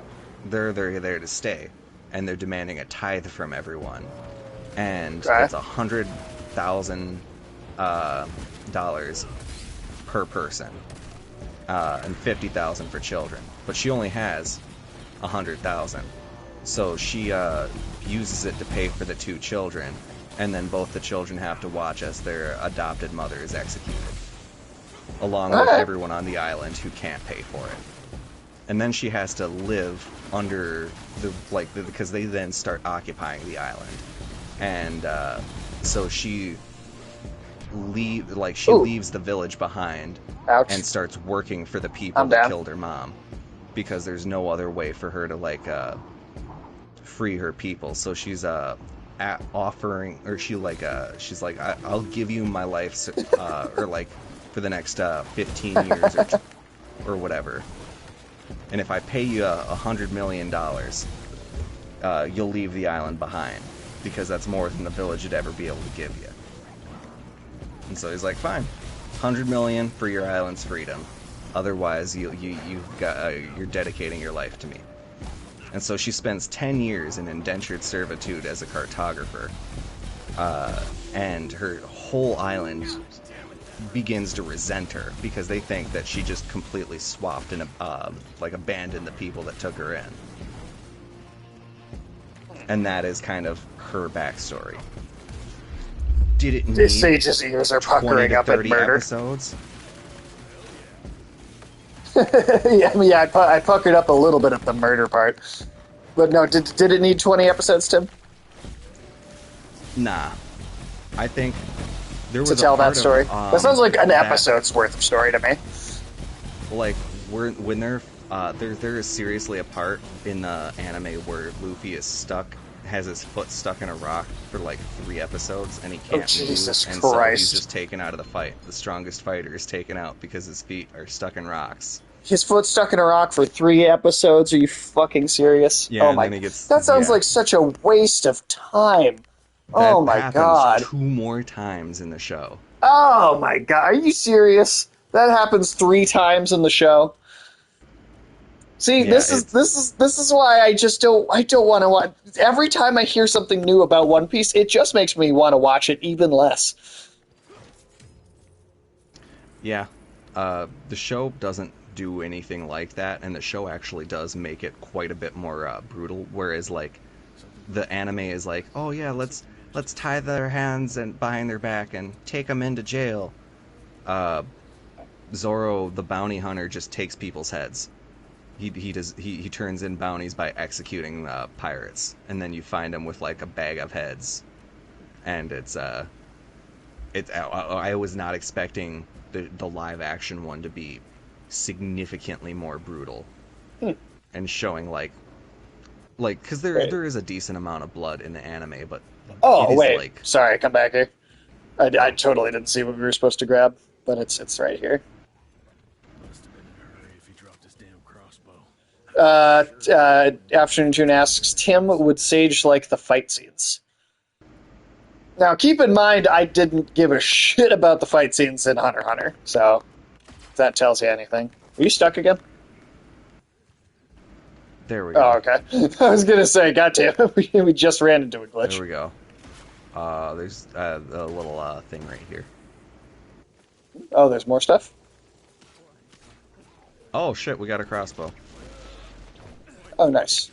And that's up on the D-pad. Ah.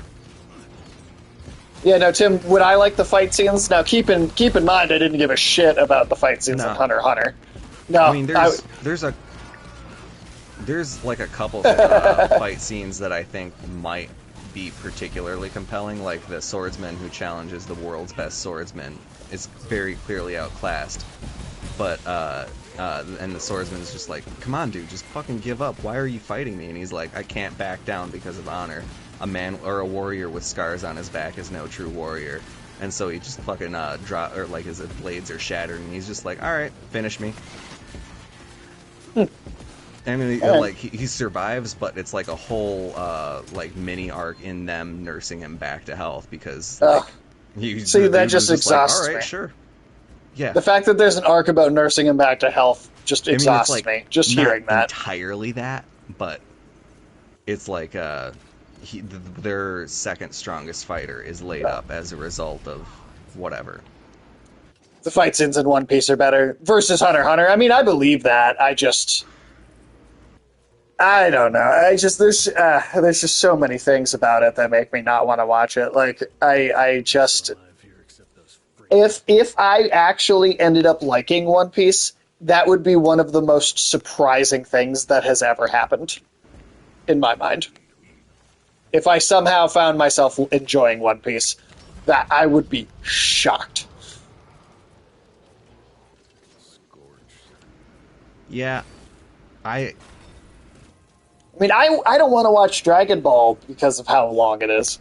And that's like Dragon Ball plus Dragon Ball Z plus Dragon Ball GT plus Dragon Ball Super plus all the movies are like half as long as One Piece. And I don't want to watch that. Yeah. It's definitely, like, at this point, I've been watching it off and on for, like, I think a year, in terms of, like, alright, I'm going to be playing a video game, I'm going to be typing up emails or paying bills or something. Let's put on One Piece. Because I can loosely get the story, so I can talk to my brother about it, I can talk to a couple of my friends that have seen it. But at the same time, I'm not having to dedicate, like, actual time to sitting down and watching it. So if you weren't able to watch it and multitask like that, would you watch it? No, God no. If like 90% of the time I'm multitasking, sometimes there are emotionally compelling arcs. Like I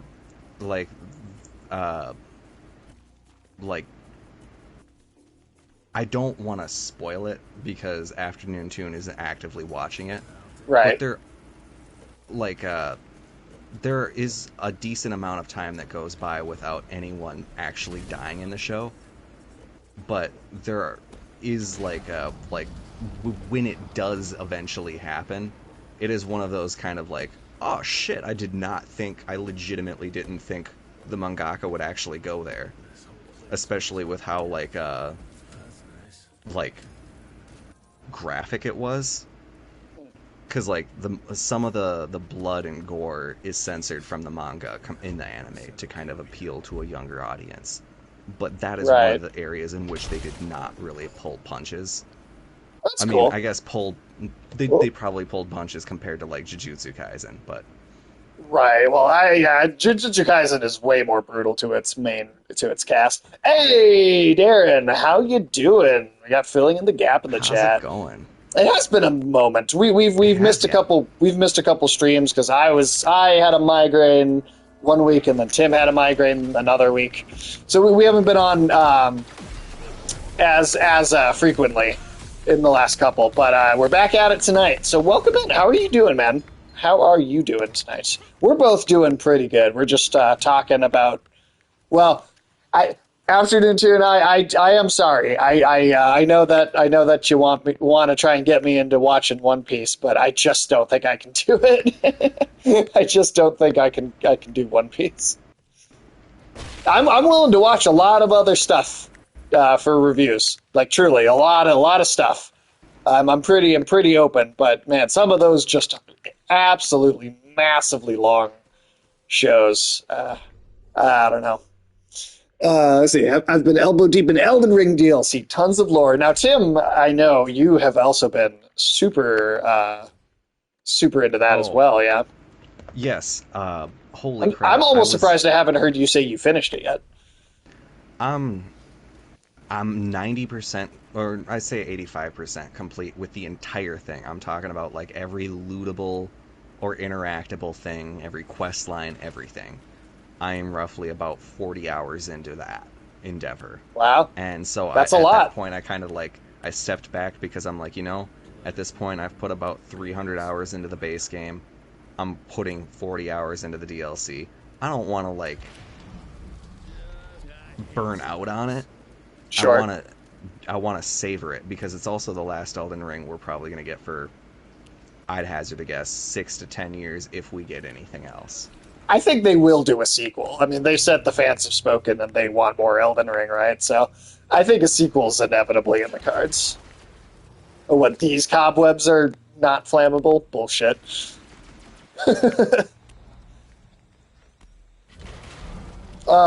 Bullshit. Thing that put me off One Piece was someone said to me, "Don't worry, it gets better after episode 250-ish." Yeah, I just... When that person said it to me, I just tuned out for a decent amount of that. Yeah.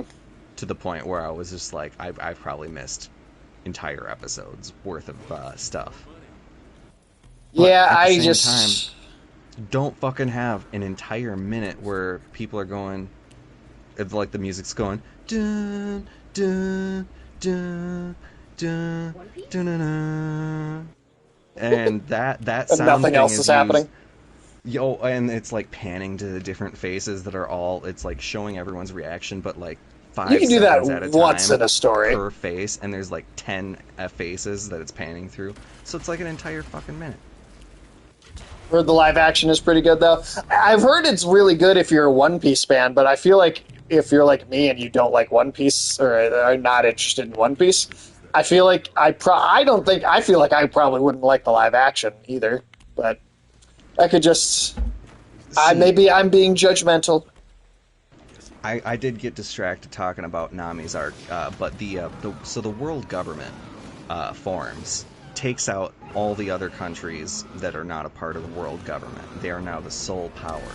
900 years go by, and they have absolute control on information, and they've got kind of just every...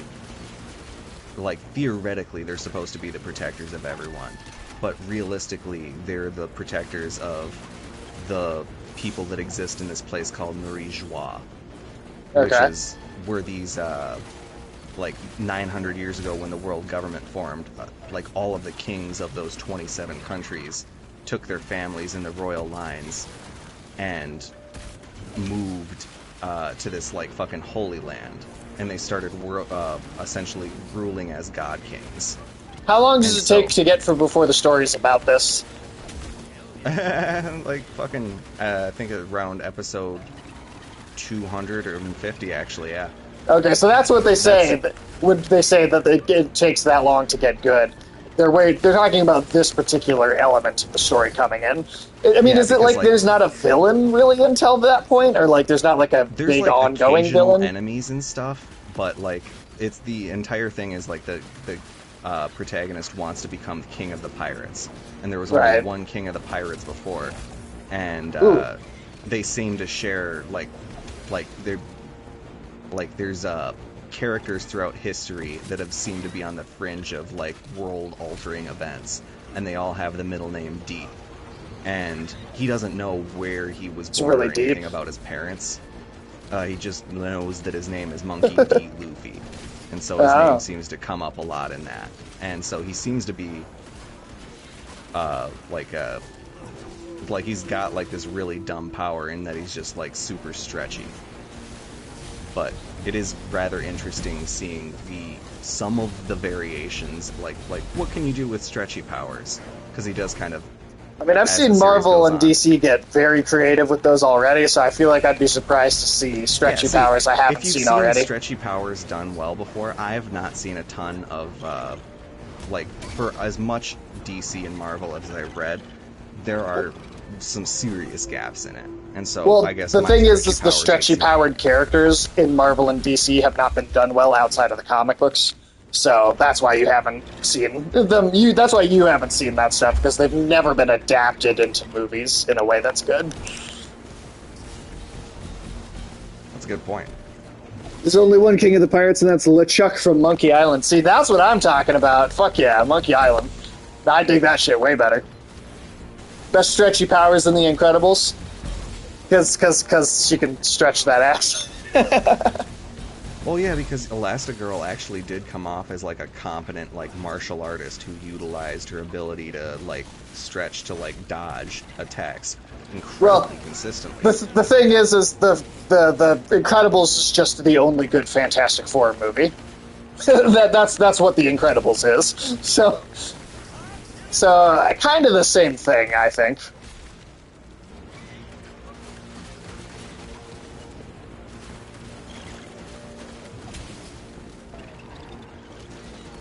Pretty much. I mean, I that's my thing, is I just keep hoping that someday we'll get a Fantastic Four movie that's good that's not called The Incredibles, but, you know, who knows. It doesn't seem to be in the cards. But, like, there's like a really great comic book, it's from the Ultimate Universe comics, where it's a Spider-Man comic too, but it's specifically during the it's when Carnage has shown up in the Ultimate Universe, and Carnage is it's like attached to like Gwen Stacy, and there's this whole action sequence where the Fantastic Four have like come by to help. And the whole thing is it's the symbiote and Mr. Fantastic like constantly like wrapping and contorting around each other, because like the symbiote's like a liquid almost, right? It's like a slimy, oozy, shapeless thing. And so it's Mr. Fantastic like constantly like wrapping around it, and he's like enveloping it, and then it'll get out and he'll like tuck it back in. But the whole scene is him like running experiments on it while he's fighting it. So he's like pulling pieces of it off, putting it under a microscope, and then like stretching parts of his body to fight it in like a different room, so we can like look at the composition of it. Like it's a very cool way to do a very like, you know, Mr. Fantastic specific action scene that incorporates like the science element of the character, right, into a battle, in a way that just, I don't know, you don't see too much otherwise. Yeah, DLC is so good, map is huge, it's a puzzle to traverse, the verticality of it all is insane. People got mad about the difficulty, which I thought was funny, all the Souls bros yelling about get good noobs in the base game, now crying that it's so hard, because they refuse to switch up their playstyle. Well, I also think, is some of the complaining not also... You okay, Tim? Yes, Oh, I was your looking character's through not- the stupid little menu. Oh, okay. No worries. I Um, 100% agree there. It's a really huge puzzle, and it's got a lot of verticality, a lot of density. It has an alternative power system, where you have to get Shadow Tree, and it is called Shadow Tree instead of Scadu Tree, which is what a lot of people pronounce it as because it is the Old English spelling of shadow. But you have to get these shadow fragments, and without them, you are essentially like taking 50 to 60% more damage from these bosses than you really need to be. sure. It is a sizable difference, and if and they're just obtained by exploring. So if you're not like exploring things sufficiently before, if you're trying to just charge ahead and fight bosses without, I mean, that's just not going to work. It punishes you. And I've got I a think, game called Cuphead, if that's what you're into.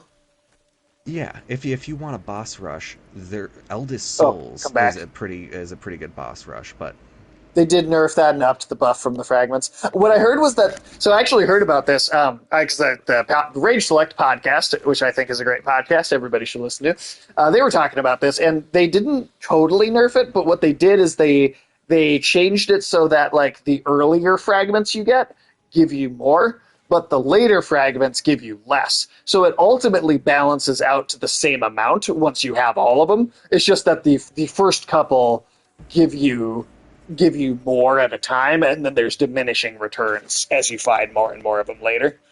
and the thing is, you can get to like +5 or +7 out of +20 before you like really even have to start fighting bosses. Oh shit! I'll see. That's like I feel like you can do. Oh god damn it! Really? All right. Well, let's just go back to the menu now instead of me fighting and then hoping that it works afterwards. But the lore is pretty fucking awesome. I know you were particularly interested in the fate of Mikola, the one who seemed to be following most closely the path of Griffith. Yeah, because he's got to become just the Michelob amount of Ultra. parallels. Because he was Oh like my the God. of the eclipse, was in the Yeah. cocoon, had the blood sacrifice, and seemed Mikola to be able is to Griffith. charm people to follow him, regardless of their background. You know, I'd be actually. That's a curious question I have, Darren. Are you familiar with Berserk? Because if not, that's what like every Souls game is based on, and I swear to you, Dark Souls and all of this stuff would just never have existed in the first place if Berserk wasn't there first. And if it did, it would exist It would be so different. If decently different. I mean, I Because- really don't think it would have happened at all. It's to the point, that it's almost kind of an obvious thing that, like, in a lot of threads and stuff, it's like don't make me tap the sign, and it's like, for the love of God, stop making posts thinking you're the first person to draw a parallel between Berserk. Right, because it's like there's so many, and people probably point them out so often. It's like, all right, we've heard every one of these references. People point out so many times already. Like, if you look up just like Berserk references Elden Ring, you can get like a list of 10 or 20 of them just off the top of someone's head. It's pretty. Oh yeah, I fucking can think of 10 or 20 off the top of my head. I mean, from the Dark DLC. Souls too. The whole way the Dark Sign works in the first Dark Souls game is a giant reference to the brand of sacrifice in Berserk. No, but it's on my radar. Okay, yeah, it's one of those things where So what I'll say is I don't strongly recommend Berserk to anybody because Berserk is so vile at times, and I'm talking about like really graphic rape scene. That I just anybody if anybody shows interest in watching Berserk, I'm going to give you the warning. It's a great story. There's some really hard to watch stuff in it. One particular moment, like specifically, that just really stands out. And like I said, it doesn't make it not a great story, but it also makes it not a story for everybody. So, just I say that just go if you go into it, know that that's a part of it. Also, there's like every anime adaptation of Berserk is like severely incomplete. So you pretty much have to read the manga if you really want to experience that story. Otherwise, like if you go to the anime for Berserk, the best version of it came out in like '97, and you're gonna get like an eighth of the story watching that anime. So it's just yeah. Now, filling in the gap, are you referring to Michael Moorcock's Eternal Champion?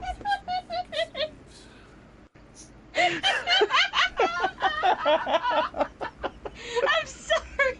I'm sorry. I'm sorry. Michael Moorcock, please, Michael. More. I'd like some more cock, Michael. You're gonna have to bring up the name of Michael Moorcock to Michael when he comes over. I'm You absolutely could have had worse last name. Michael Moorcock. Or I'm sorry. better. That is funny. That is legitimately very funny. I guess this is where we were. Oh, whoops. Okay, never Can mind. we go across this? Oh, that's where. That's how also we came. Yeah, that's where we came from. But yeah, Michael Moorcock. that one I'm loosely familiar with. I know, like, it's like an entire fucking multiverse or something. But it's like was it like a comic or something? Yeah, I'm not familiar with that one very much. She had a real tough time at school. Oh, I bet. I mean, shit, I don't think I could resist with that one. I mean, good God. He Michael would have hit it Moorcock. off in a lot of gay clubs if he wanted to. I feel it, yeah. That sounds Just call like me Mr. Moorcock. do like a James Bond thing, like cock, Moorcock, if you will. Cock, Moorcock, Michael Moorcock. It's a set of novels. No, Okay. Moorcock sounds like a request. No cock, Moorcock. I feel like you could have so many like of those, like from Russia with Moorcock. You could fuck with the names of the Bond movie naming scheme. I think so much. My character. Oh, there we go. Good. All right. So set of novels. Yeah, I'm not too familiar with that one. I'd be interested to learn more because Okay. Like Michael Moore and Michael Moorcock to a party. Comic series was the Michael Moorcock's multiverse, but then that's also part of. So there was a comic series and a novel series that both tie in together, or was the comic an adaptation of the novel? It's fantasy novels and Yeah. short stories as well as comics. Okay, so it's a little bit of everything. That's cool. Yeah, invite Michael I Moore have and Michael Invisible Wall. Moorcock to a party. This is Michael Moore. Wait, really? Yep, just an invisible wall does not let me walk past.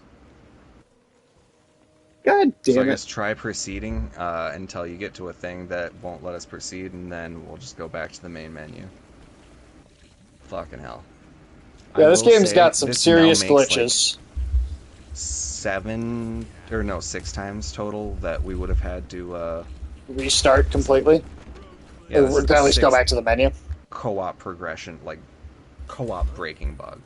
Yeah, Invite Michael this. Moore and Michael Moorcock to a party. This is Michael Moore, and this is Yeah, no, I can't go any further without you. Moore All and right. Moorcock. So Michael Moore and Michael Moorcock. Yeah, goddamn. See, I'm going to definitely remember. I'm gonna knock points This- off this game for this. Yeah, I'd say this is at least an entire point out of 10. Yeah, for just having to restart so many times. At least we don't lose much progression when this happens. It's I'm really easy sure to these- get back in, but Yeah, Still. and I'm sure these are like relegated to co-op, and it is cool how seamless the co-op is otherwise, and how frequent the save points are, and that time it jumped you up to where I was, so even better. this time there's like what's happening when I'm not allowed to enter the area with the fight with you is there's a mini cutscene where I do the same thing you're doing after Right. you do it, and that's Oh. not triggering for some reason. Okay, interesting.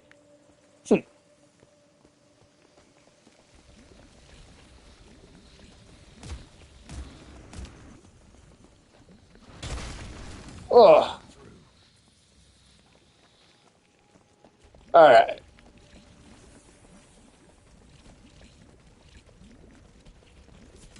That's just money. Yeah. But no, oh yeah, Darren, I meant to ask too because I haven't talked to you in a bit. But have you watched much more of Mob Psycho 100? Oh, That's one that I've seen a couple episodes of, and I really ought to do it because holy shit, the animation style is just so incredible and unique. can you come across, or is it fucking with you again? That's fucking with me again. Oh, really? It might stop, but it's also making me look really close at these smoke vapor textures, which are super duper low res. I mean, I don't even see you anymore. Oh, there you are. There Okay, we you go. just appeared back into reality out of nowhere. Snap back to reality. Oh, Oh, there goes gravity. Oh, there goes Mom Spaghetti. It's on my sweater already. Because I'm a sweater already? Oh, shit. Going to see Maxine? I actually don't think I am. Just because I've heard it's disappointing compared to the other two.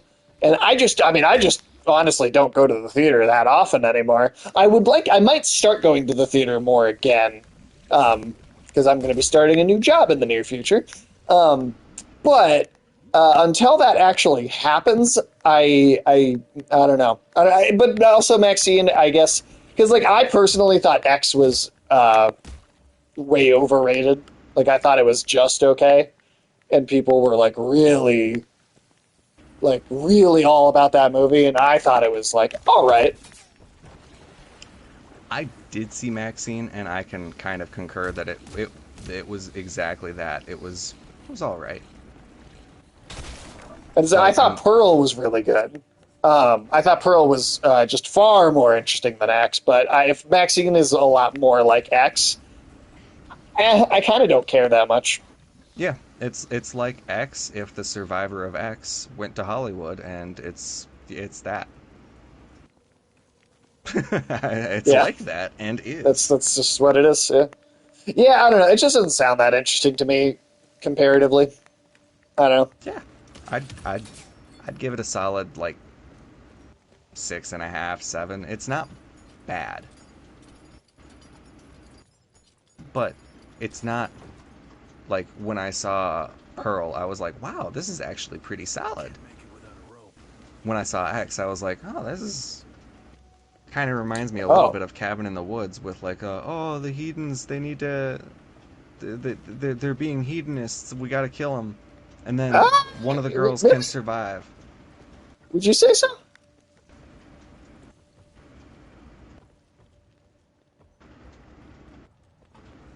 We need a rope to be able to create this with our bow.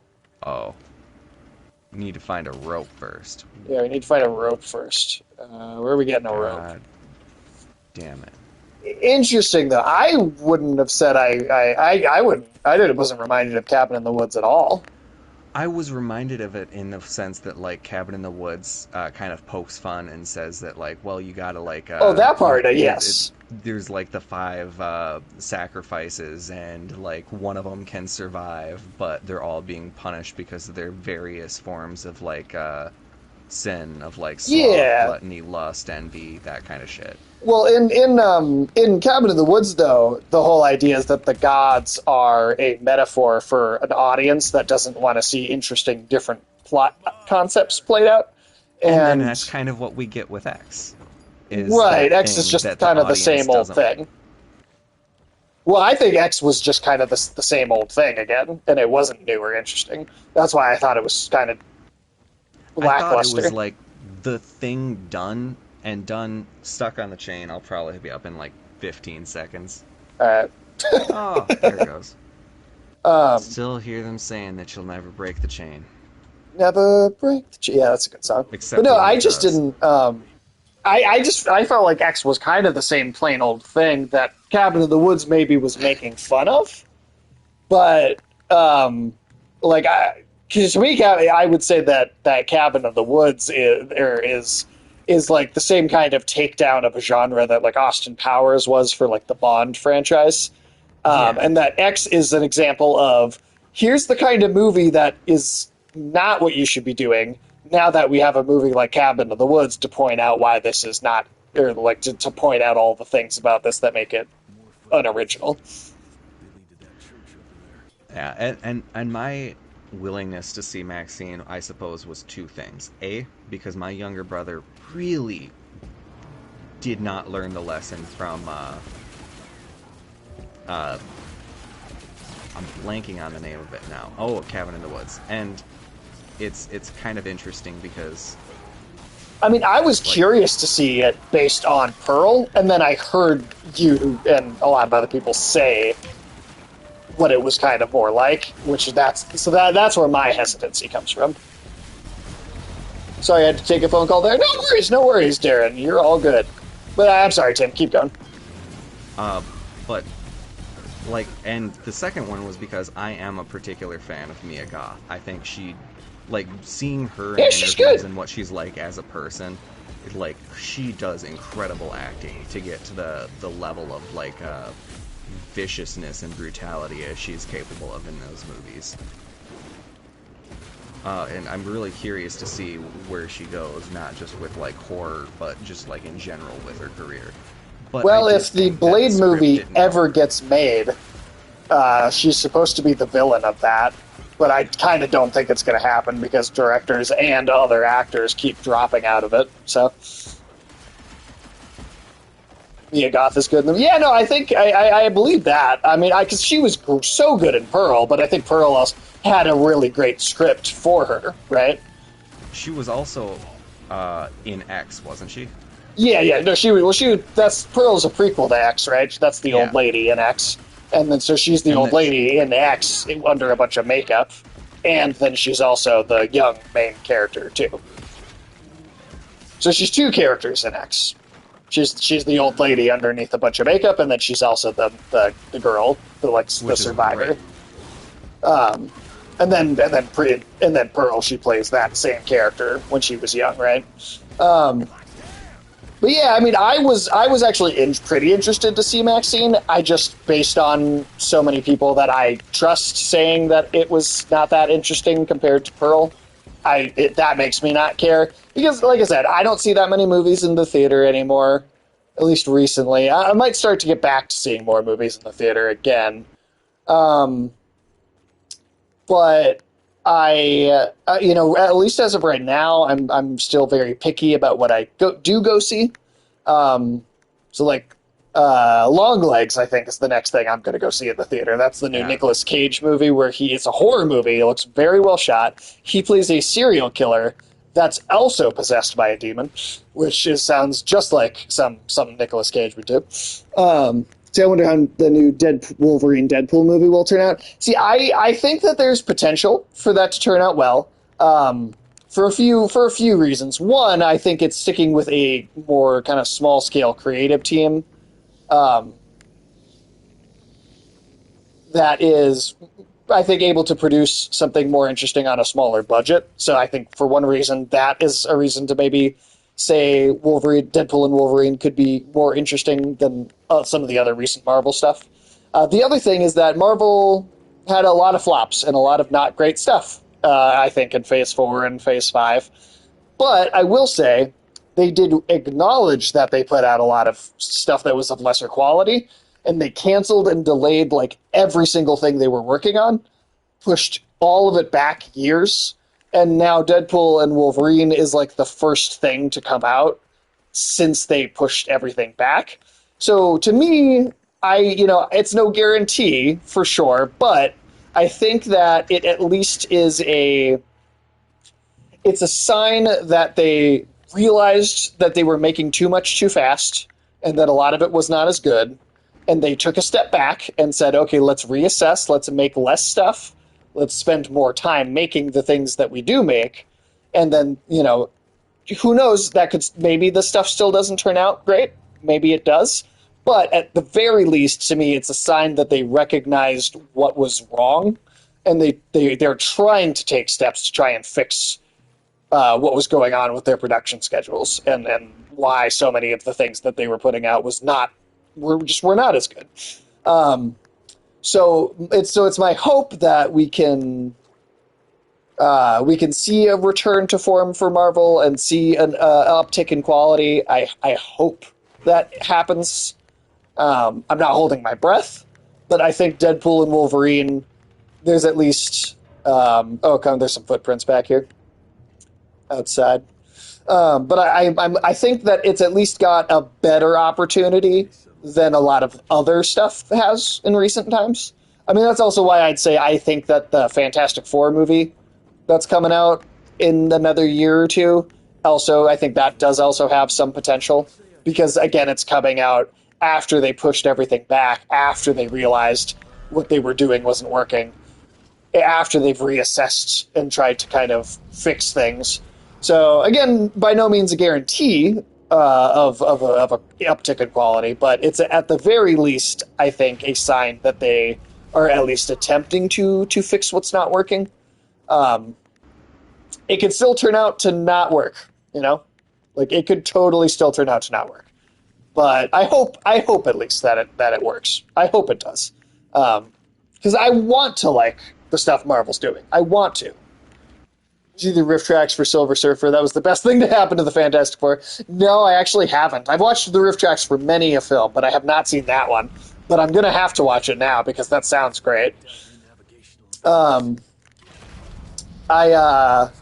Right now, I'm a lot more interested in what DC is going to be doing in the near future than what Marvel's doing in the near future. But I would love for both of them to be good at the same time. But the thing is, and if you've been a long-time Marvel DC comic reader, like I have, you know, the sad truth is that it's always one or the other. Marvel will be good for a stretch in the comics, and then they'll fuck up and kind of ruin what they have going, and that'll be the exact moment that DC gets its shit together and starts putting out a bunch of great books. And then DC will fuck up and ruin what they had going, and then that's the second Marvel will get their shit together. So the next DC movie is a Superman film, but this is coming with James Gunn coming in and completely rebooting, just like what DC's been trying for the last decade has not been working. Let's get James Gunn, who I think actually makes good movies. Let's get him in there. He is now the CEO of DC. He's not just directing one movie. He's the CEO of the company. So James Gunn is both the creative and the suit that gets to tell the creative what to do. So he is hands-on directing the Superman movie personally. But on top of that, he is the guiding hand. No, Henry Cavill is not Superman, thank God. No, and I actually think Henry Cavill could have been a good Superman if he had a better script under him. I think he had the potential, but I think that potential has been ruined by so many bad movies that I think it's just too little too late. I really think it's just too little too late for his version to work now.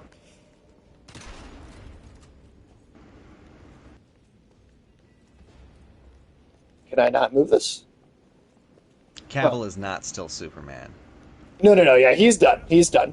No more Henry Cavill Superman.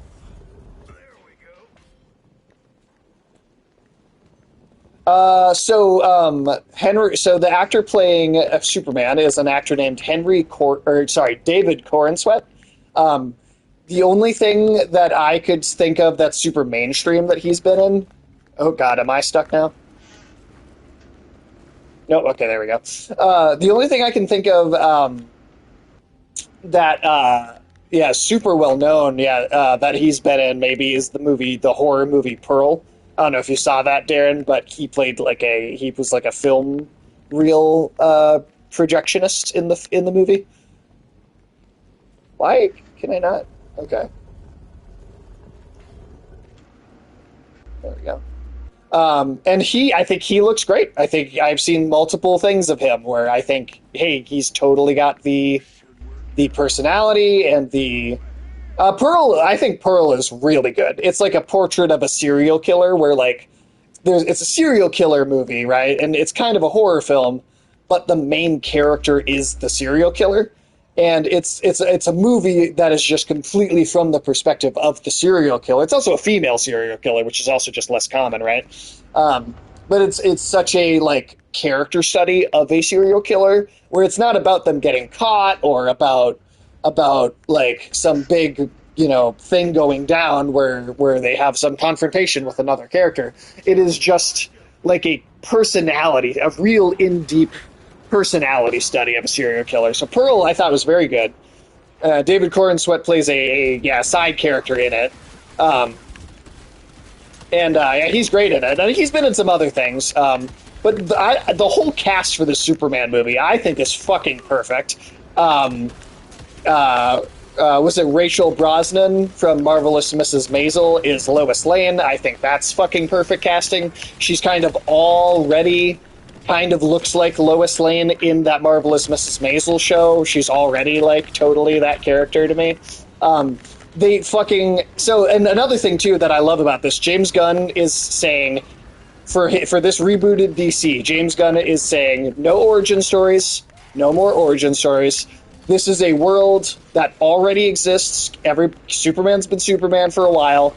And basically every character, Green Lantern has been Green Lantern for a while. Batman has been Batman for a while. We're not doing origins for anybody. We're just picking up in the middle of the world, and you will pick up the world building as you go. And so within just this first Superman movie, you'll see Lois Lane, you'll see Jimmy Olsen. Those are Clark Kent's coworkers, right? But you're also going to see Green Lantern and Aquaman and Mr. Terrific and Metamorpho because those are Superman's coworkers, right? So it's going to be a living, breathing world already. And Nathan Fillion is going to be Green Lantern in it, which has been my personal fan cast for Green Lantern for like 20 fucking years. So it's like they're doing literally exactly who I want. See, yeah, exactly. Just too many origins. I mean, if it's a really different, unique origin, I could get behind that. If it's like a character like, that's never got it done in a movie before and it's like super different. It's one thing if it's like a story that's not been told, but especially for like Superman, Batman, it's like everybody fucking knows. We don't need to see it again. It's the whole thing. It just to me is it just seems like it's going to be working a lot better. There's like set photos of Superman talking to a squirrel, so like to me it looks like they're doing the Green Lantern that's like literally a little squirrel. He's getting weird with it, right? Like Metamorpho and Mr. Terrific are going to be in this movie. Like who the fuck outside of like if you watched like the Justice League cartoon as a kid knows who those characters even are, right? And that's the thing I love about James Gunn. He's going for stuff that people aren't as familiar with. Same goes for the now there's no actor, nobody has been cast for James Gunn's Batman movie, but we do know that when that Batman movie does get made in a couple of years, it's specifically going to be more like Batman will be in it, but it's not really going to be about Batman. It's going to be about Robin and Batgirl and Red Hood and Nightwing, and Batman will be a character in it, but he will be a mentor and a father figure, and he won't be the focus like of the film. And I think that's great. It's just another example of like do stuff that at least at the very least do stuff that maybe comic readers are familiar, but general movie-going audiences don't know. Do characters that like most people just are not aware of. And I think that's great. So like I'm excited for that Batman movie because it's going to be completely different. It's going to be about Robin and all of the other Batman tangentially related Batman characters. And Batman will just be a part of it. And if you look up like James Gunn's DC, there's a list of projects that he announced like a year or two ago. And so like he came up with like a slate and like there's like a plan of a bunch of stuff. But the big thing is James Gunn also said, we're going to make one thing at a time. We're not going to be filming like 3 movies at once and like a TV show. These are all going to be separate projects. We're going to make one of them, and then after we're done making Superman, then we'll start making the next movie. So they're not going to come out as often, which is also going to help, right? Make you not get tired of it so quickly. That's also one of Marvel's problems, which I hope they've learned their lesson about not putting too much out at once.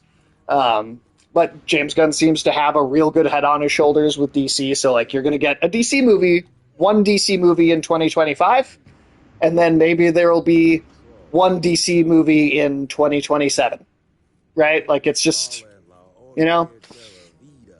Yeah, I'm not a huge DC Marvel Orchid nerd. of life. The Orchid of that's so funny. Orchid de la vida. It's That's- like That's so silly. orchid of the life of the orchid. I don't know. Yeah, I'm not a huge DC Marvel nerd, but I hate how the movies treat me like I have no brain and can't follow a brand new character I've never heard of. Please just do it. I can catch up. Exactly. You see, and I think that you're going to be. It's good for comic fans. It's good for people who wish to use their brains in movies. Yeah, 100%, 100%. And I think DC going forward is going to be in really good hands. And after, like personally, if we're talking just comic books, I actually like DC more than Marvel. Personally, I like both, but I like DC a little more. Just like if we're comparing the best of all time books to the best of all time books, I think DC's got better books. But DC's also, I think, completely shit the bed when it comes to movies, right? For a long time. And so it's really nice to see. I'm really excited. I think this is. I feel pretty good about where they're going with all of this stuff. Like I said, if you look it up, James Gunn's got like a list of projects that they're going to be working on. But again, they're not doing all of them at the same time. They're doing one project, they're going to finish it, and they're going to do another project. And actually, the first James Gunn DC project that's going to be coming out is going to be sometime later this year. It's called Creature Commandos, which is, I don't know how the show will be exactly, but it's actually going to be animated.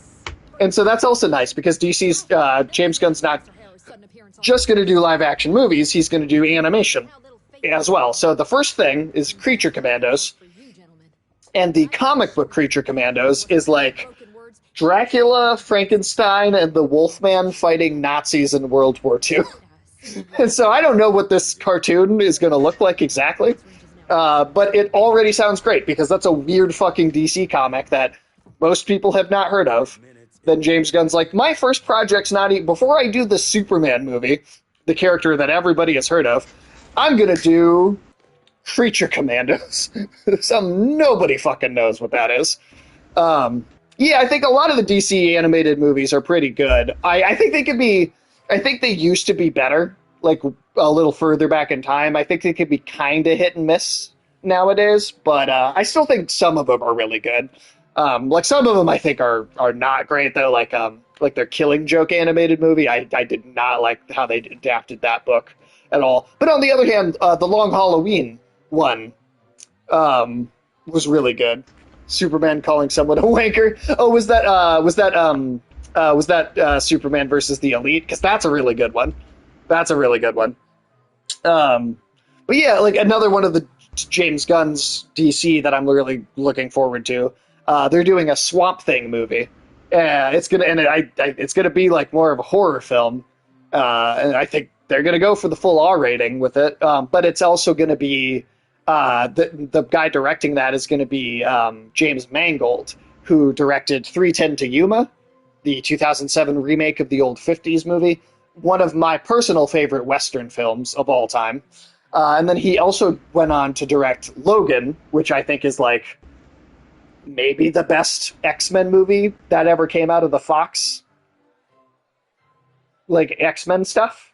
And so James Mangold's another one of those directors I like. I really like the stuff that he does most of the time. So yeah, I think we're looking at some great stuff. I really do. And I think, honestly, in like 5 years, I genuinely think there's gonna be a complete 180 on like public perception. Like the general mainstream audience is going to be like, that DC, they're really doing some great stuff. And then Marvel's gonna be the one everybody points and laughs at for not having their shit together, which is really funny because for the last like 15 years, it's been the complete opposite, right? And Marvel's the one that's been not perfect, but generally putting out better stuff.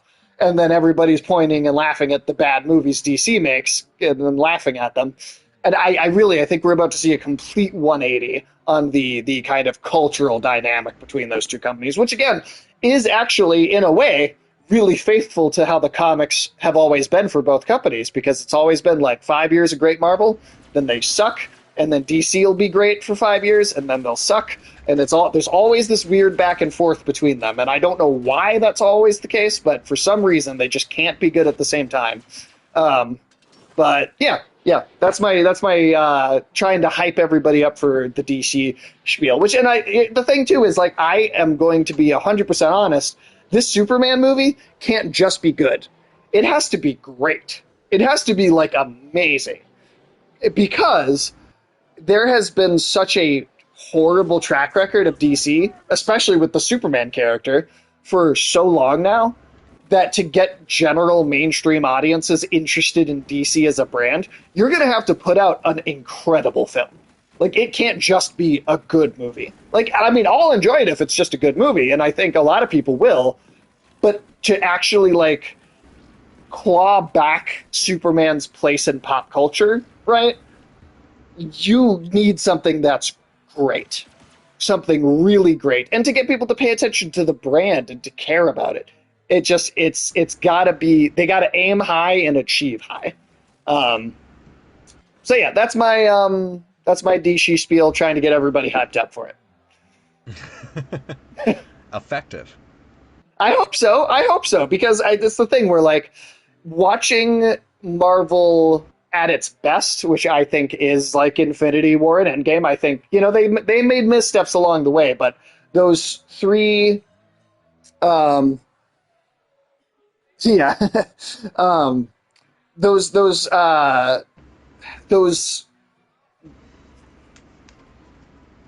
missteps aside, because, like, you know, it's like Thor 2, Iron Man 2, some of those movies aren't great, but I think for the most part, there's three phases of films that end with Infinity War and Endgame. That was mainstream audiences, mainstream movie audiences, getting to see why people like me were into the comics, right? And I think outside of Superman, I don't think has had a good movie since 1982.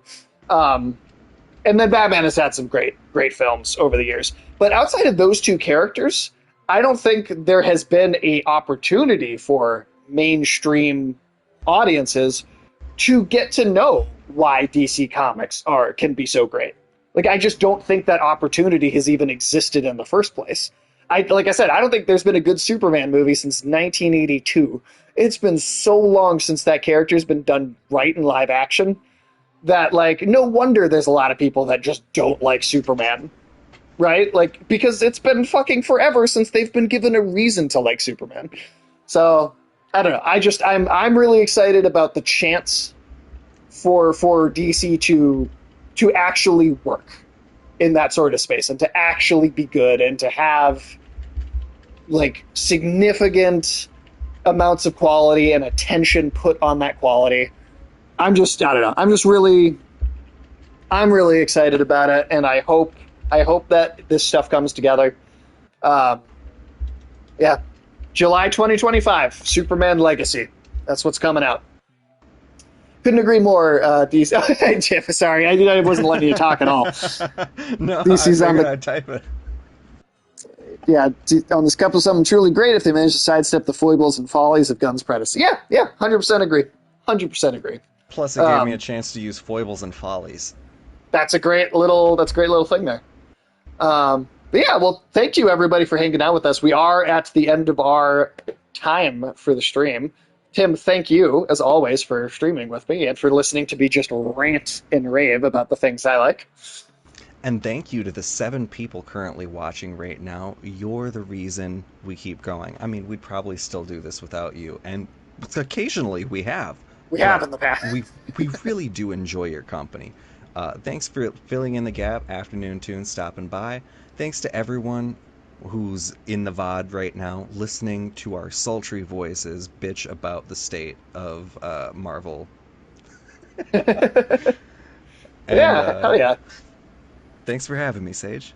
Hey, always good time. Always good time. I'm going to see if there's anyone for a raid here real quick. I see Julian playing Elden Ring, Ash vs. Evil bred with Metal Gear Solid. Ooh, That's a good she's pick. playing Metal Gear Solid. We gotta Solid do fucking her. Snake. Oh, but Cal's on, and I haven't rated Cal in a while either. You know what? I'm gonna do Cal because Cal has gotten me Cal. into JoJo's Bizarre Adventure, and I'm gonna repay him with a little raid. That's what we're gonna do. That's only appropriate. Yeah. Hell yeah. But yeah, have a good one, everybody. And then, Darren, I'm going to message you after the stream because I have some other interesting thoughts on the Superman movie, and I would like to share with you. But yeah, everybody, please go check out Cal. He is a good friend of mine. He is an awesome streamer. Why is this not? Oh, there. Wait, is this working? Hold on. No. Why is that not? Come on.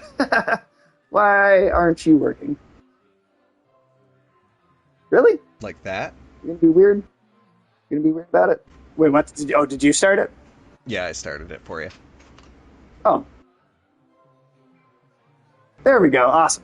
Thank you, Afternoon June, for saying great stream. We appreciate y'all. Now, yeah, go give some love to Cal. He's an awesome guy, good friend of mine, and very fun streamer as well. Have a good night, everybody. Or else.